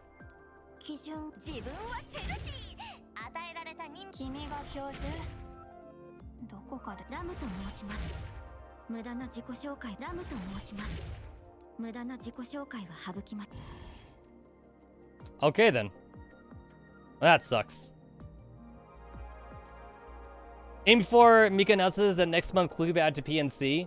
I mean, that would be like super out of schedule if they did that. Which, to be fair, they've done before, but definitely out of schedule. Like, it's gonna be a long ass time. It should be a long ass time for Clue-Key to get added to the game. It should be a super long time.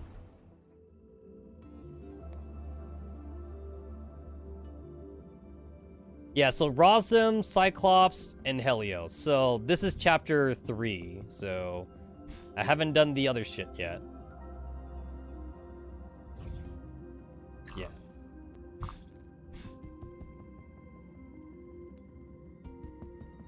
I got 100% in Rosm and Cyclops. So like I also did all of the Dark Realms. I did all of this shit. I haven't read the story yet for the Dark Realm for Cyclops yet, because, like, I haven't done that stream yet for all that, since I'm still catching up with the story.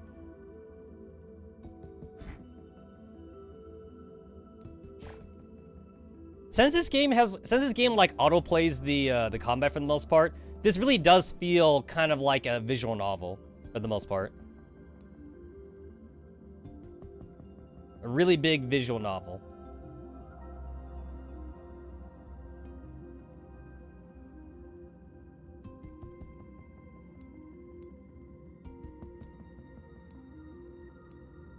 I'm not sure there's a strategy to like the whole like training tree thing here, because it seems like it's only one way anyway. So I don't see much of a strategy here.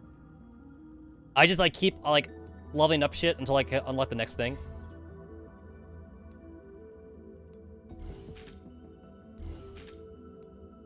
Seems to work for me.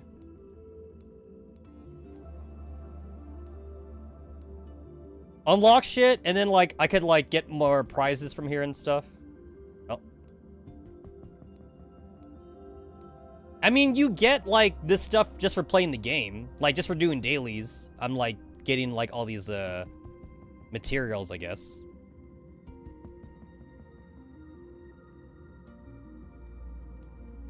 And then, like, I haven't done anything in the procedural efficiency thing, because I don't know what's good. And, like, I've only completed 2 chapters, technically, since I need to complete the Helios. And then we got Enigma. We got Paridus, which I was slightly spoiled a little bit from Mordent Resonance, so I gotta, like, get to this eventually. And then we have Copley, so 1, 2, 3, 4, 5, 6. So 6, and then Sector 7's coming soon.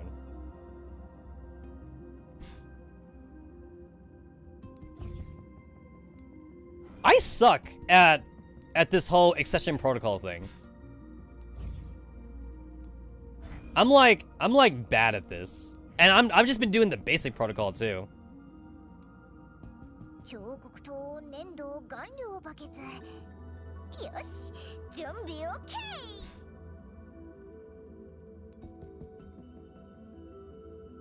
I assume that, like, you're just supposed to, like, just max out all your characters so that way, like, they're not at 2 stars. This makes everybody at 2 stars level 25 without you leveling them up. So if you do level them up, then they're at least at 3 stars, level 35. So that means just because, like, it's a really good character in the backup thing, you don't want to use you don't want to use a backup for a character you don't have. At least that's how I kind of think I got it or something. That's how I've been playing this for the most part. And then, like, I did read up, like, a little bit of, like, the strategies. Like, you're not supposed to spend money at the very start or something. You're not supposed to spend money at the very start because you get interest. So you had to save up to 250. You saved up to 250 monies, and then you could spend it. At least that's, like, the basic understanding I have of the strategy here. So you don't spend any money, and then you do as many advanced zones as possible. That's what I got out of this. Also, you can't autoplay this, which seems kind of weird to me. You can't, there's no autoplay. So, like, you have to play this, like, normally.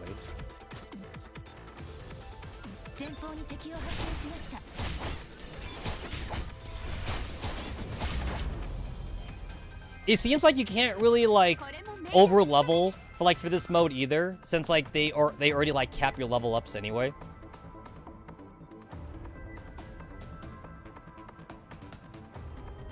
And since I've been playing the story mode, like, with the intention of being over leveled, I never actually looked at, like, the combos for, like, most of the cards in this game.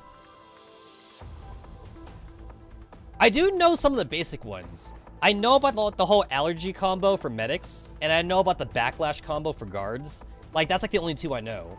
I don't know about, like, any specific combos for snipers or, like, warriors or anything. I'm not really sure what's better for that. I don't know. Oh, wait, why did I buy it? Ah, I bought it. Wait, god damn it. You're not supposed to buy it. You're not supposed to buy it. Alright, I have to make sure I don't buy anything anymore. Don't buy shit. Don't buy shit.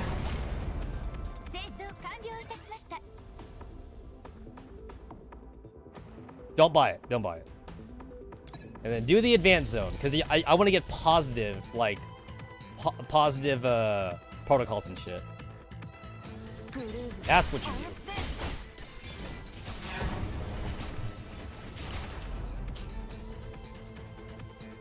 I switched, like, my active abilities to, like, the offensive ones, because, like, I don't know how to use the support abilities.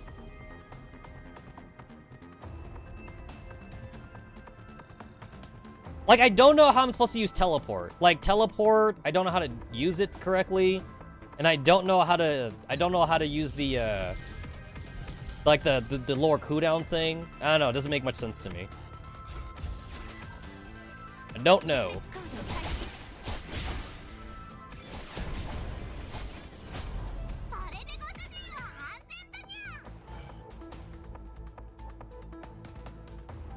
Don't buy anything. Go to the anomaly zone here. And then you're supposed to always choose, like, the functioning deck card. You're supposed to always choose that one, I think.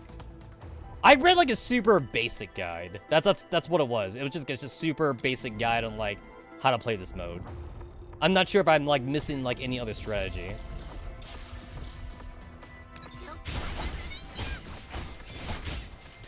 I don't even like actively play this mode a whole lot anyway. Like, I do it like the once per week, like just for like the weekly quest, and that's about it.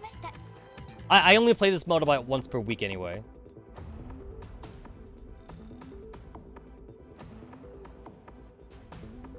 For the most part, I don't particularly find the gameplay in this game that engaging compared to Girls Frontline. So, honestly, I really am just here for the story. The story is what keeps me coming back.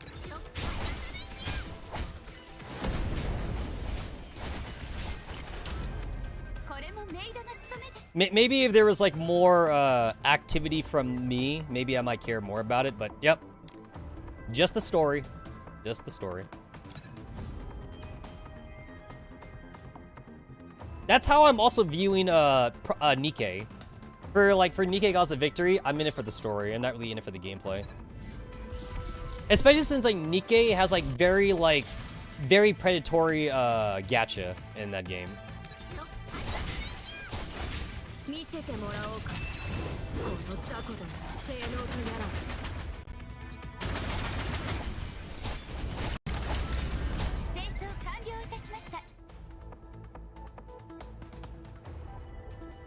Don't buy anything.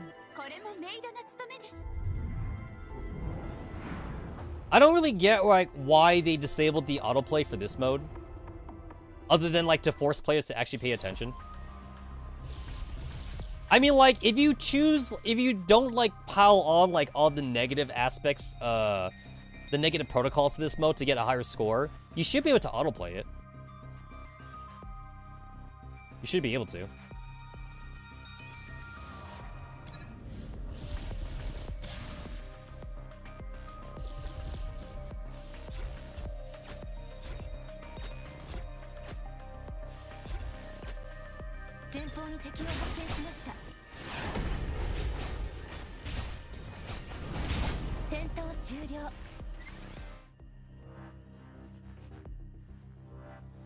$218. Still gotta wait. Yeah, and then like the other thing I read too is that you're also always supposed to take the elevators. You take the elevators because you always want to do like as many of the nodes as possible. You see an elevator, you take an elevator.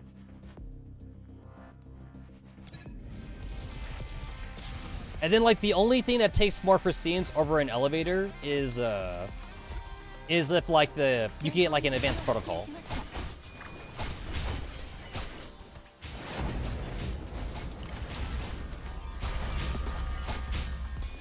I can't even do the normal mode because I haven't been to Helios sector yet.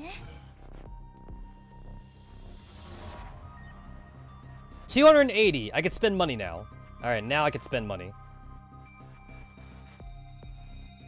Get the maximum amount of profit.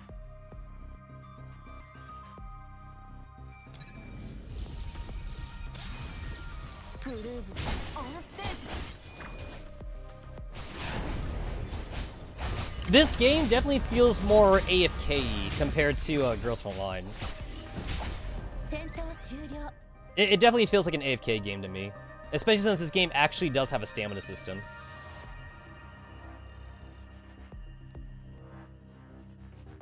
Whereas Girls Frontline doesn't have stamina.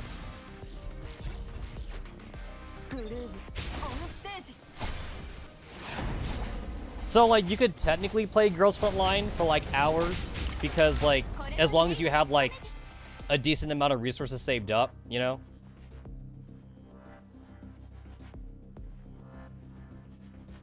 I'll take that one.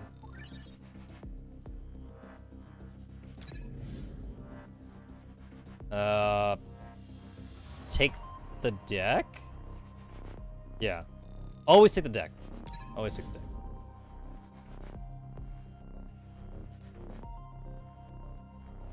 And then I just take out like one of the side bitches I'm not using. So I'll take out puzzle, put Aki in. Because the reinforcements node, it's always like a 3-star. It's not a 2-star.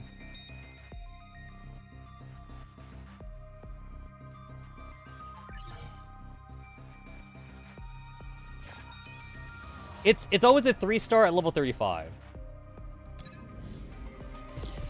So like if you plan on like recruiting that character, you don't take them like in the initial recruitment phase. Taking out Betty for Aki.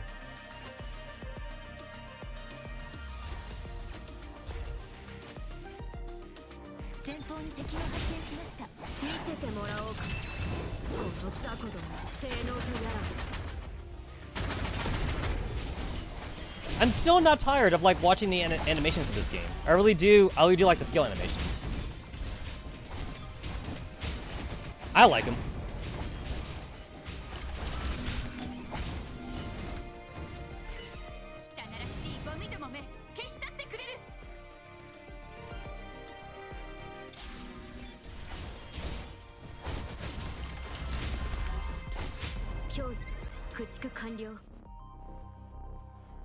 You go enjoy that sleep. You go enjoy that sleep. I've already done the event, so for me, it's a little bit of a grind before I end the stream.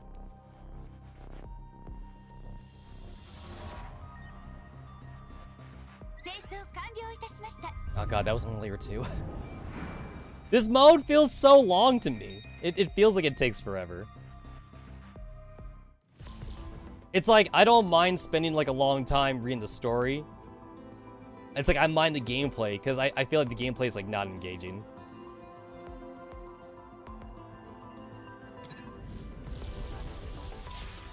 At least it doesn't feel engaging to me.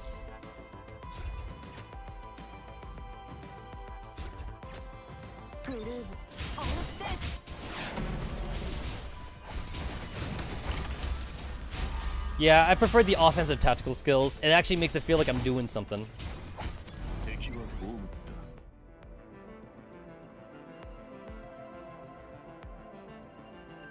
Buy one of these. Alright, cool. Maxed out. Maxed out for that. Attain 2 random function cards. I'll take that. I could lose a little bit of HP.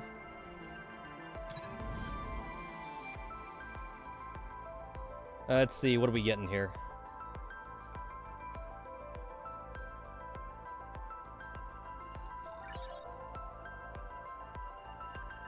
I don't need to heal. Yeah, we don't need to heal. I'm being a little bit greedy here for that.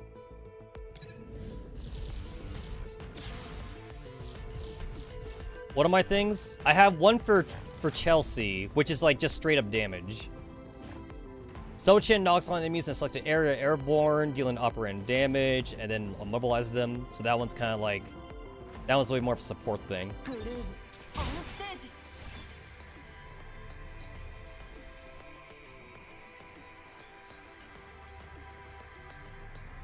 I do kind of like appreciate that in this game, Sochin like isn't that much of a syscon compared to Girls Frontline. I mean, she's still a syscon, but the syscon seems a little bit less subdued in this game. Or more subdued, I should say. Focus fire on the target for 6 seconds. If the target falls, enhance all ally. That's all it is. It's kind of.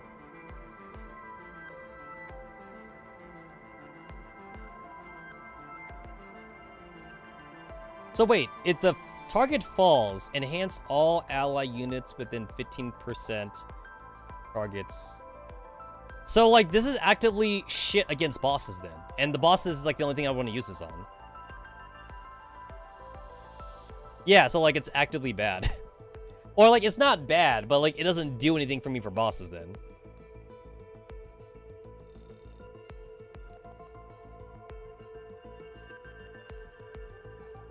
Allergy, nice.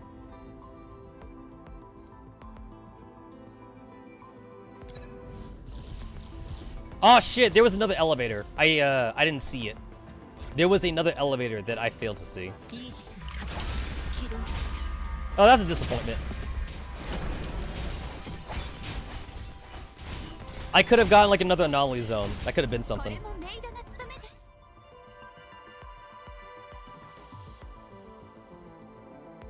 All melee dolls? Sure. Why not? Alright, so take the elevator. Take the elevator. It's like this mode is all about points. So I want as many points as possible. So the more I do the nodes, the better.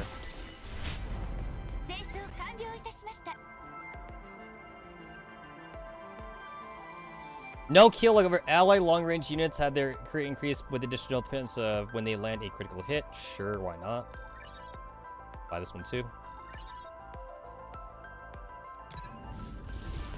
Buy all the gold stuff.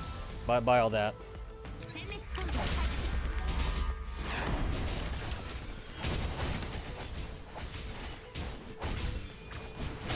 I don't know like how much harder like the actual like normal version of this is compared to like the basic protocol that I'm doing right now.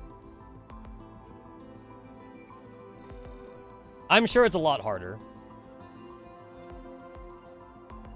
Let me see. Allergy attack? Yep, take that.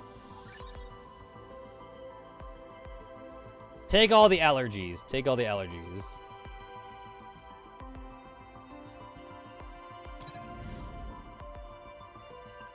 I'm already healed up, so nothing to do there other than like do a little bit of upgrading.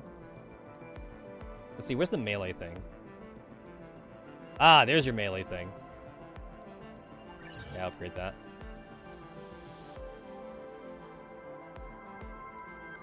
Alright, so this is layer 3 of 3, so I guess I should start buying shit now. You also get points too for like not using your money. You get points for that.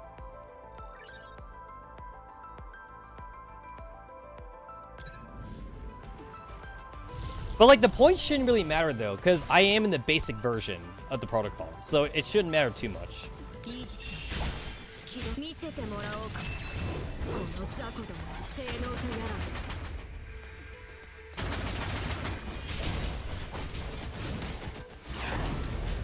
Nice.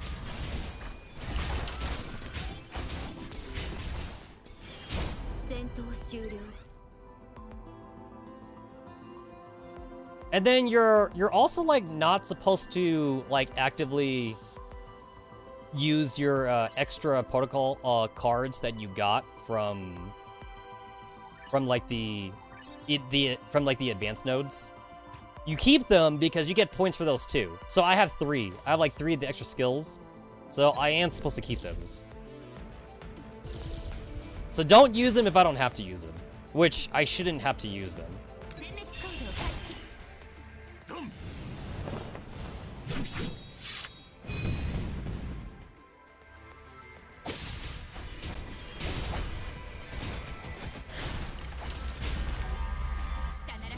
I know that the boss too is randomized, I think. So like sometimes you might get like a shitty boss, and other times you might get like an easy boss to fight. Yeah, it really depends. 18 seconds. Only took me 18 seconds.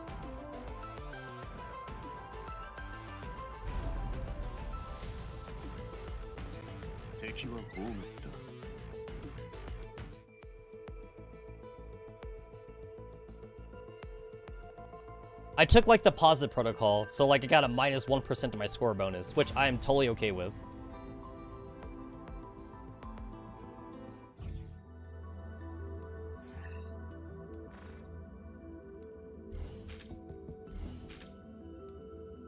Yeah, clear session protocol, any difficulty 3 times, 4 times, 5 times, so...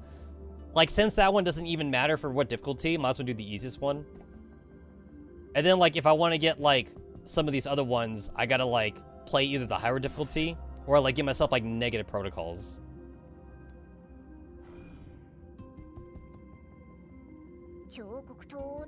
Is this... Oh, it does not take stamina. This does not take stamina. They use the term keys here, but it's stamina. I'm gonna use the term stamina.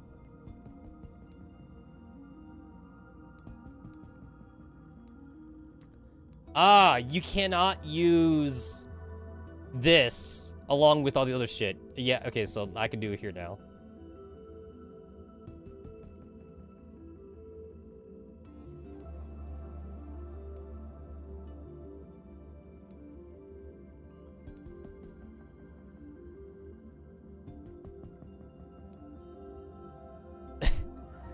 So I get now I have a score bonus of 30%. And I was really close to the 1500 actually. So because I was so close to that, I probably don't even need to like put all the modifiers on.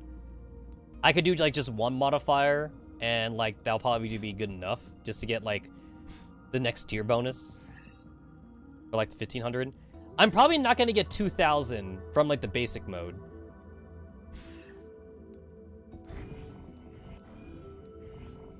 I only see these two, just basic protocol and advanced protocols. There's probably like another hard one, but I gotta like do more. I gotta do more chapters for that. I'm only 71% for Helios.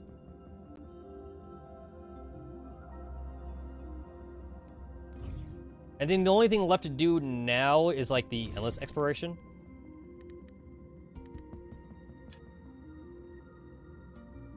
$2,400. I forget. What was my current power level? 2200. 2200. Which I believe that's counting... That is counting the...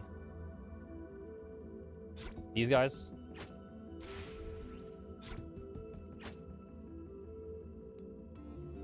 It's not counting those guys. The backup is separate from the main team.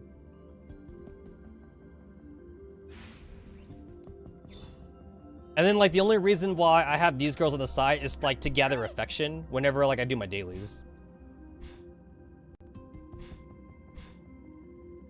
And it's like, I know that you don't have to be at the power level that the game says you have to be. Like, you could be under, but then, like, you just gotta be more careful. You gotta actually pay attention to your combos and shit. 2600. Yeah, so, like, I went about as high as I could while, like, staying within the limit. And then I can't do the endless exploration until, like, after I beat the story.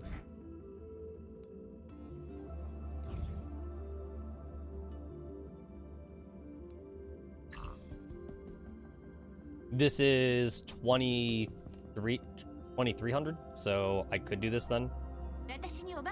Yeah. A backup's a little bit dingy, but, like, I never even, like, touched the backups anyway, though. So I can just grab a overpowered support character. People are using Puzzle, but I don't know how good she is. I usually default to using Kiro because, like, I can understand Kiro at least. Although Kiro's not here right now.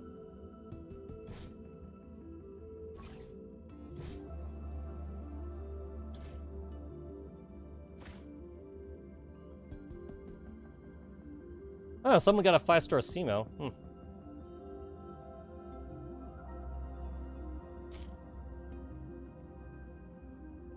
It seems like everyone has like very similar like attack power, no matter like what class they are. They're all about the same.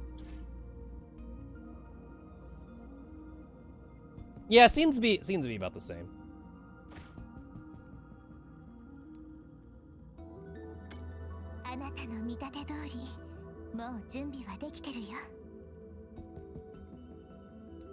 Yeah, I should be able to do this one at least. Just get it out of the way, so that way, like, I have, like, more of the stories unlocked later on when I do them. There's a 30% chance to fail to inflict debuffs on enemy units. Oh, that's not that bad. That doesn't hurt. Alright, so for this, like, I'm not doing this for points or anything. Yeah, so, like, this doesn't matter.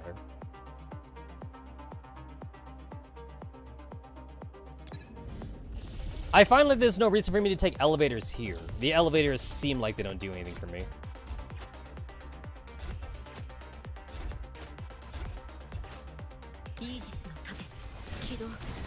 At least they don't seem like they do anything for me.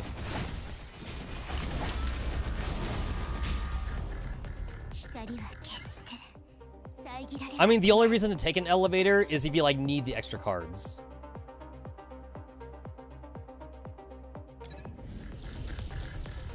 What the? Didn't I go to the anomaly zone? I thought I went to the anomaly zone. Did I not click on that?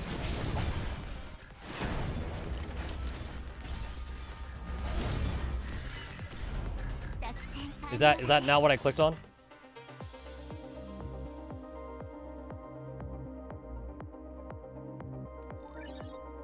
Oh, I did click on it.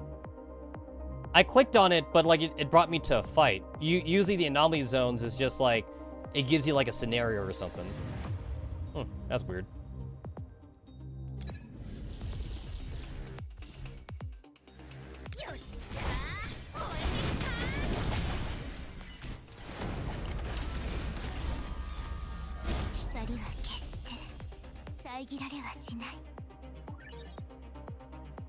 If I remember right, like Hubble is basically like a combo between like a specialist and a sniper. And like that's why like I usually don't use Hubble that much, or like why I usually don't take her whenever I do like friend supports.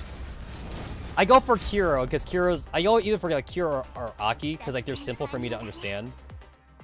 Like Kuro and Aki are just like pure offensive. Like there's no extra shit that I gotta learn about with them.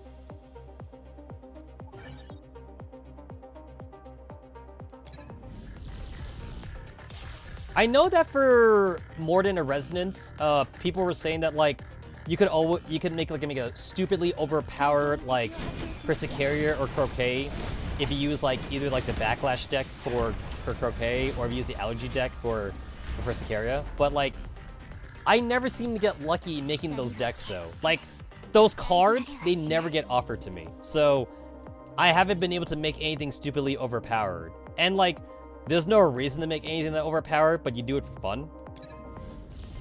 But like, I want to do it though. Like, I want to do it at least once, but the game is just not giving them to me.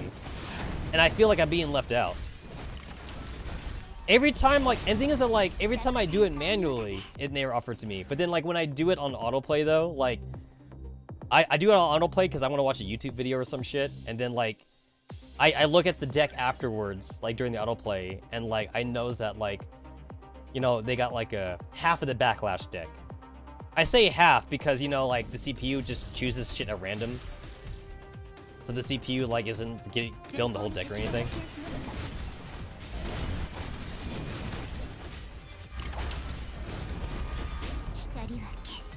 Like I did like one of the harder modes also. And like when I did the harder mode, like the game like legitimately was like actively not giving me any of the cards I wanted.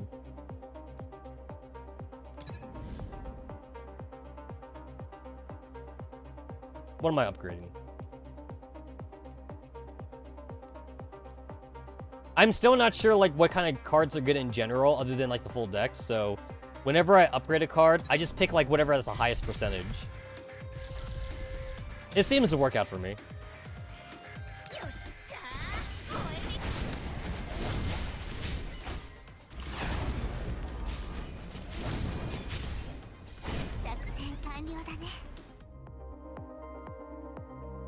Medics grant additional hash rate, warriors use aura skill.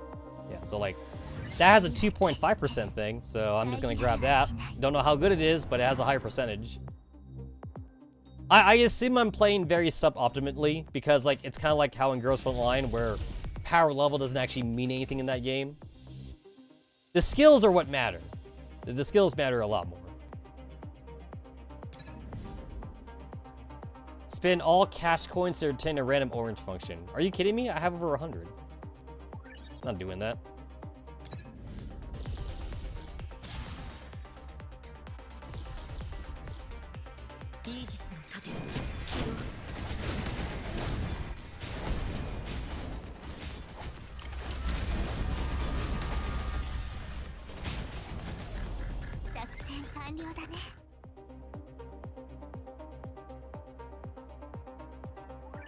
I always try to get Backlash, like whenever it gets offered to me. I try to grab it.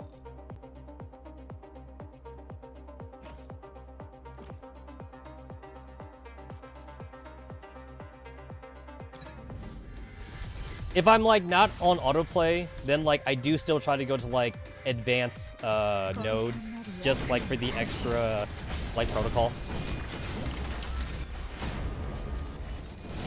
I take it whenever I can. Damn, Hubble did all the damage there. It's like, it's probably like the equipment that's making them do so much damage, honestly, because I don't get why, like, theirs at the same level as mine is doing so much better than my characters are. Because, like, I have 5-star characters now, but they don't seem to be as good as, like, the support characters I'm getting from other players. So, like, it's gotta be equipment. But then, like, my equipment that I've been getting, I guess, like, it hasn't been that good. Probably because I haven't played through much of the story, I guess. Shit, what am I getting rid of? I gotta get rid of something. I gotta get rid of something.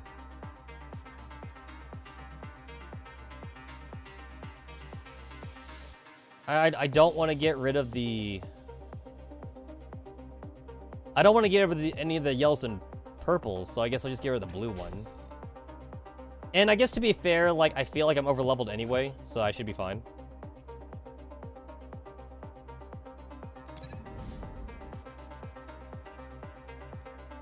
Oh shit, what's this?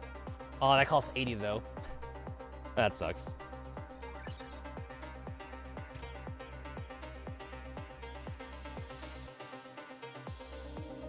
Yeah, I see another conflict zone there, but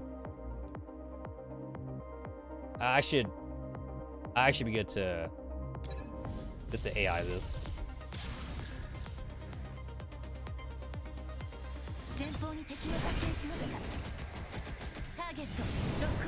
I'd rather not lose Soul. She's only at 4 stars right now. She's not at 5 stars yet. Why was she taking a lot of damage? I don't get why her HP is so low, actually. Yeah, so like my deck is already full, so I guess I'll just discard.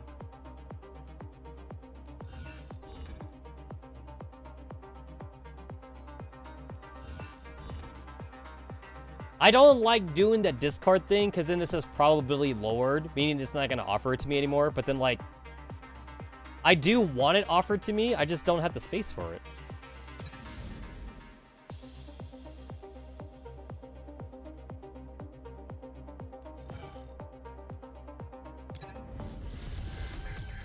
Because some of those cards were pretty good. They were pretty nice.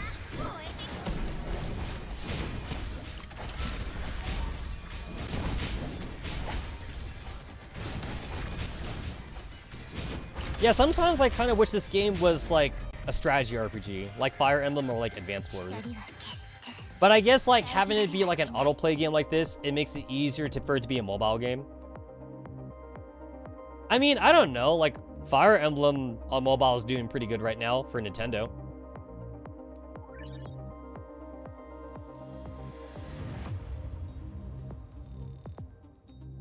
They're doing pretty good for themselves. And then Langresser's still functional, and the Langresser mobile game came out like 2.5 years ago, and they're still up and at 'em, so.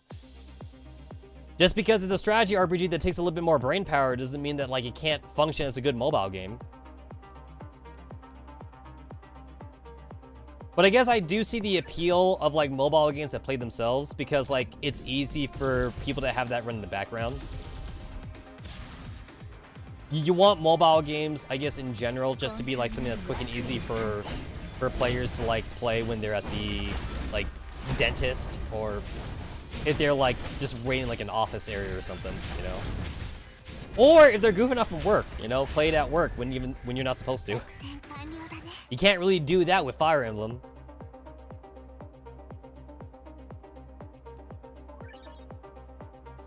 Two cards. Well, both of these suck, actually, so I don't need these.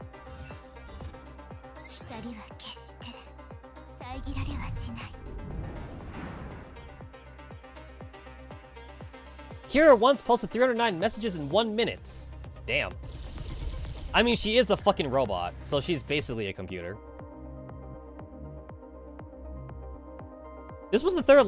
That second layer took so fucking long. Holy shit. That second layer definitely felt like it took forever.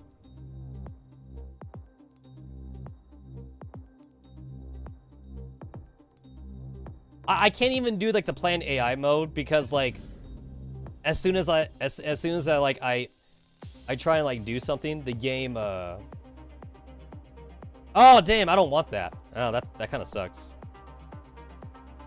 As soon as I click on the screen to pick a card, the game won't be in auto mode anymore, so... Plain manual it is. I mean, most of the game is autoplay anyway, though, so... The only reason to pick auto mode is if you're gonna alt-tab. That's like the only reason it exists. Alright, just sell that.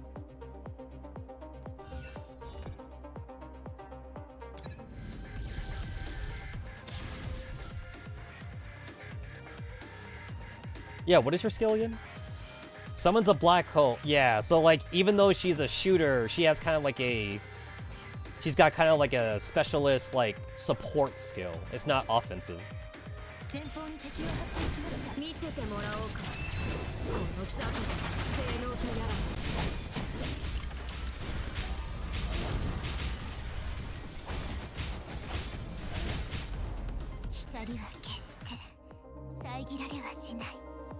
I'm going to upgrade that.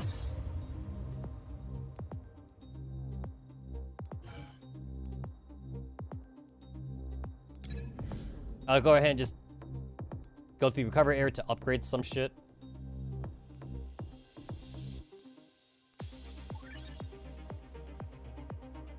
What did I get? Antonina stuns enemies. This is a Fresnel. Oh yeah, Resay. Like, I want to get rid of Resay's thing, because like, Resay's thing really doesn't do anything for me.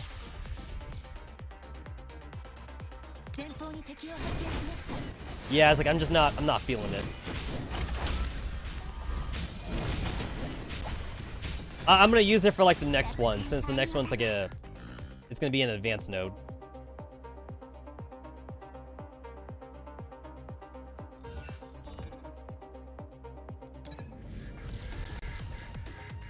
I'm just gonna use it here just because I can.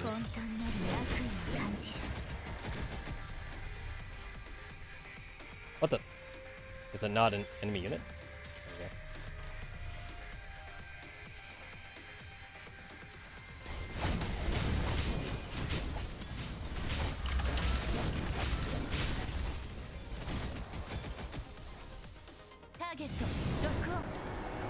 God damn it, why is G36 taking so much damage?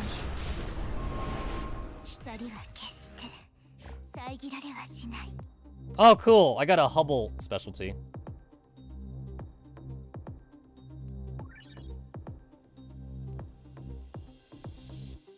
Increase my deck size. Cool.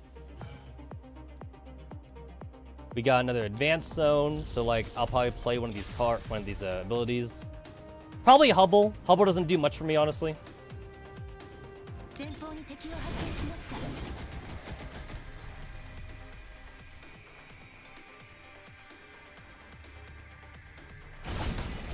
At least Hubble doesn't feel like it does anything for me. Procreate, please don't die. I didn't get any healing abilities for my guards. Because usually, like, I try to get healing abilities for Croquet, so that way, like, she doesn't have to, like, rely on Persecuria's heal. I got another fucking Resay card. That's kind of garbage. Get 2 times the amount of cash coins in the next conflict zones. A lot of good that does me, since I'm about to head to the boss anyway. That literally does nothing for me.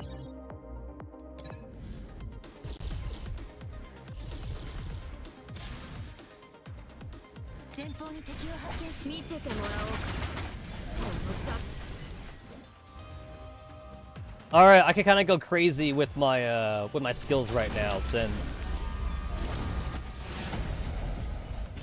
like I'm already at the end.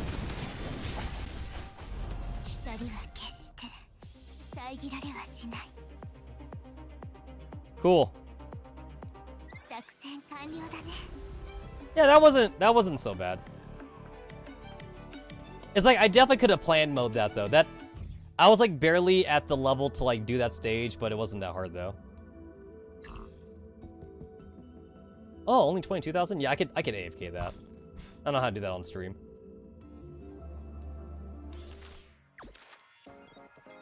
Expend 500 keys. Oh, I'll do that naturally too. That one will just happen on its own.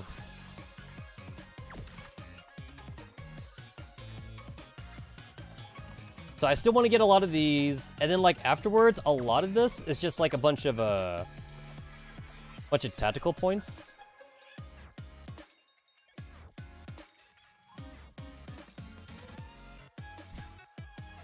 And those tactical points kind of don't do anything for my account other than like let me buy more shit from like the strategy thing here, but that only applies to specifically here in the event. That doesn't apply to me in the regular stories, but I guess it's still nice to kind of like, I guess, play this. No, wait, actually, no, not really.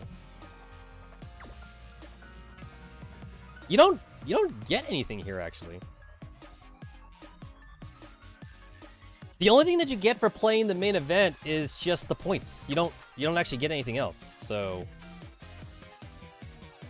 like once I get to level 50, that's all I want to get.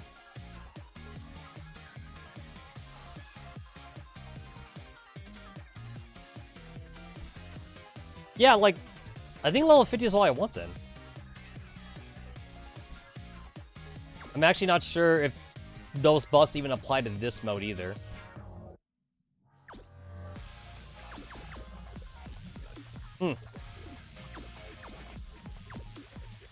Oh, well then. Oh, I forgot that actually takes keys.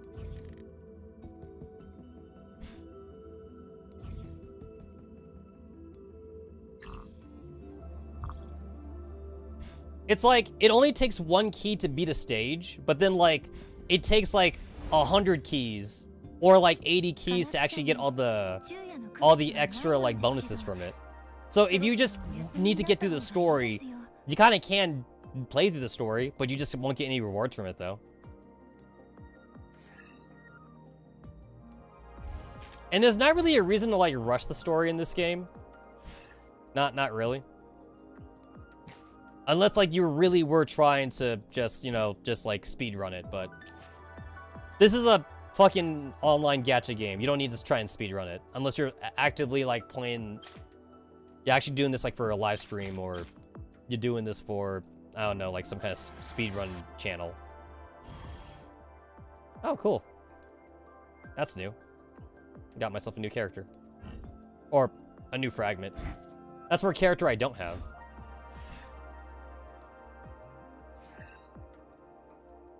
Show all.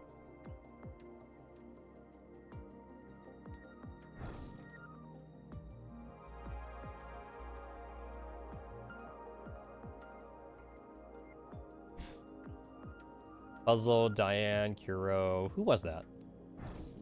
Oh. Ah, it's you. It's you. 25, only 25 though. So you're not you're like a 2-star then. You're not even a 3-star. 3 stars are the 90s. Yeah.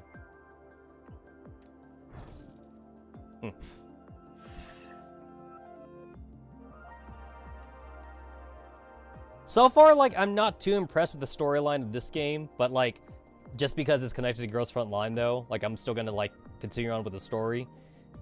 Just to see like if I do get more attached to the characters here. Yeah, right now like I really only have like a passing fancy with this game. I'm not like super into it. Although I guess I wouldn't mind a Persicaria figurine though. I do have the 416 figurine on my game shelf. I do feel like Persicaria is like the only character here that really gets like any meaningful like backstory or like any meaningful representation. It's like anything I learned from like about Antonina or like Soul, I've already gleaned from like back in chapter 1. But Persicaria gets a lot more like screen time though. So like she's arguably like secondary main character. Well, I guess you could say main character though, because like I usually hate referring to the player character as the main character in these kind of games. Like, I don't like to refer to the player character as main character because it's a self-insert, and I think self-inserts are usually bland main characters. Even if they do have spoken lines, though, this is better than a lot of other self-inserts than I could talk about. Like, say, I don't know, like your typical like single-player RPG that has a self-insert where they don't talk or anything. At least for Girls Frontline, the self-insert is better than literally any other like RPG or something that I've played. Or even gacha game. A lot of gacha games literally do have a silent protagonist. Like in Precon, I believe. Precon has a silent protagonist. So, didn't like Precon's story. Although Precon doesn't really have much of a story back when I played it. Precon just has more of a, here's a bunch of waifus and here's a fun adventure. There's really nothing to it, honestly. I'm sure Precon is deeper than that, but it wasn't deep enough for me. So I didn't enjoy Precon. All right. That's a good stream. It is midnight my time, so I'm gonna go ahead and call it quits here. I finally finished the Mordent Resonance event, so I could kind of put Project Nerocloud on the back burner for now. So I'm hungry. I'm gonna go grab myself something to eat, and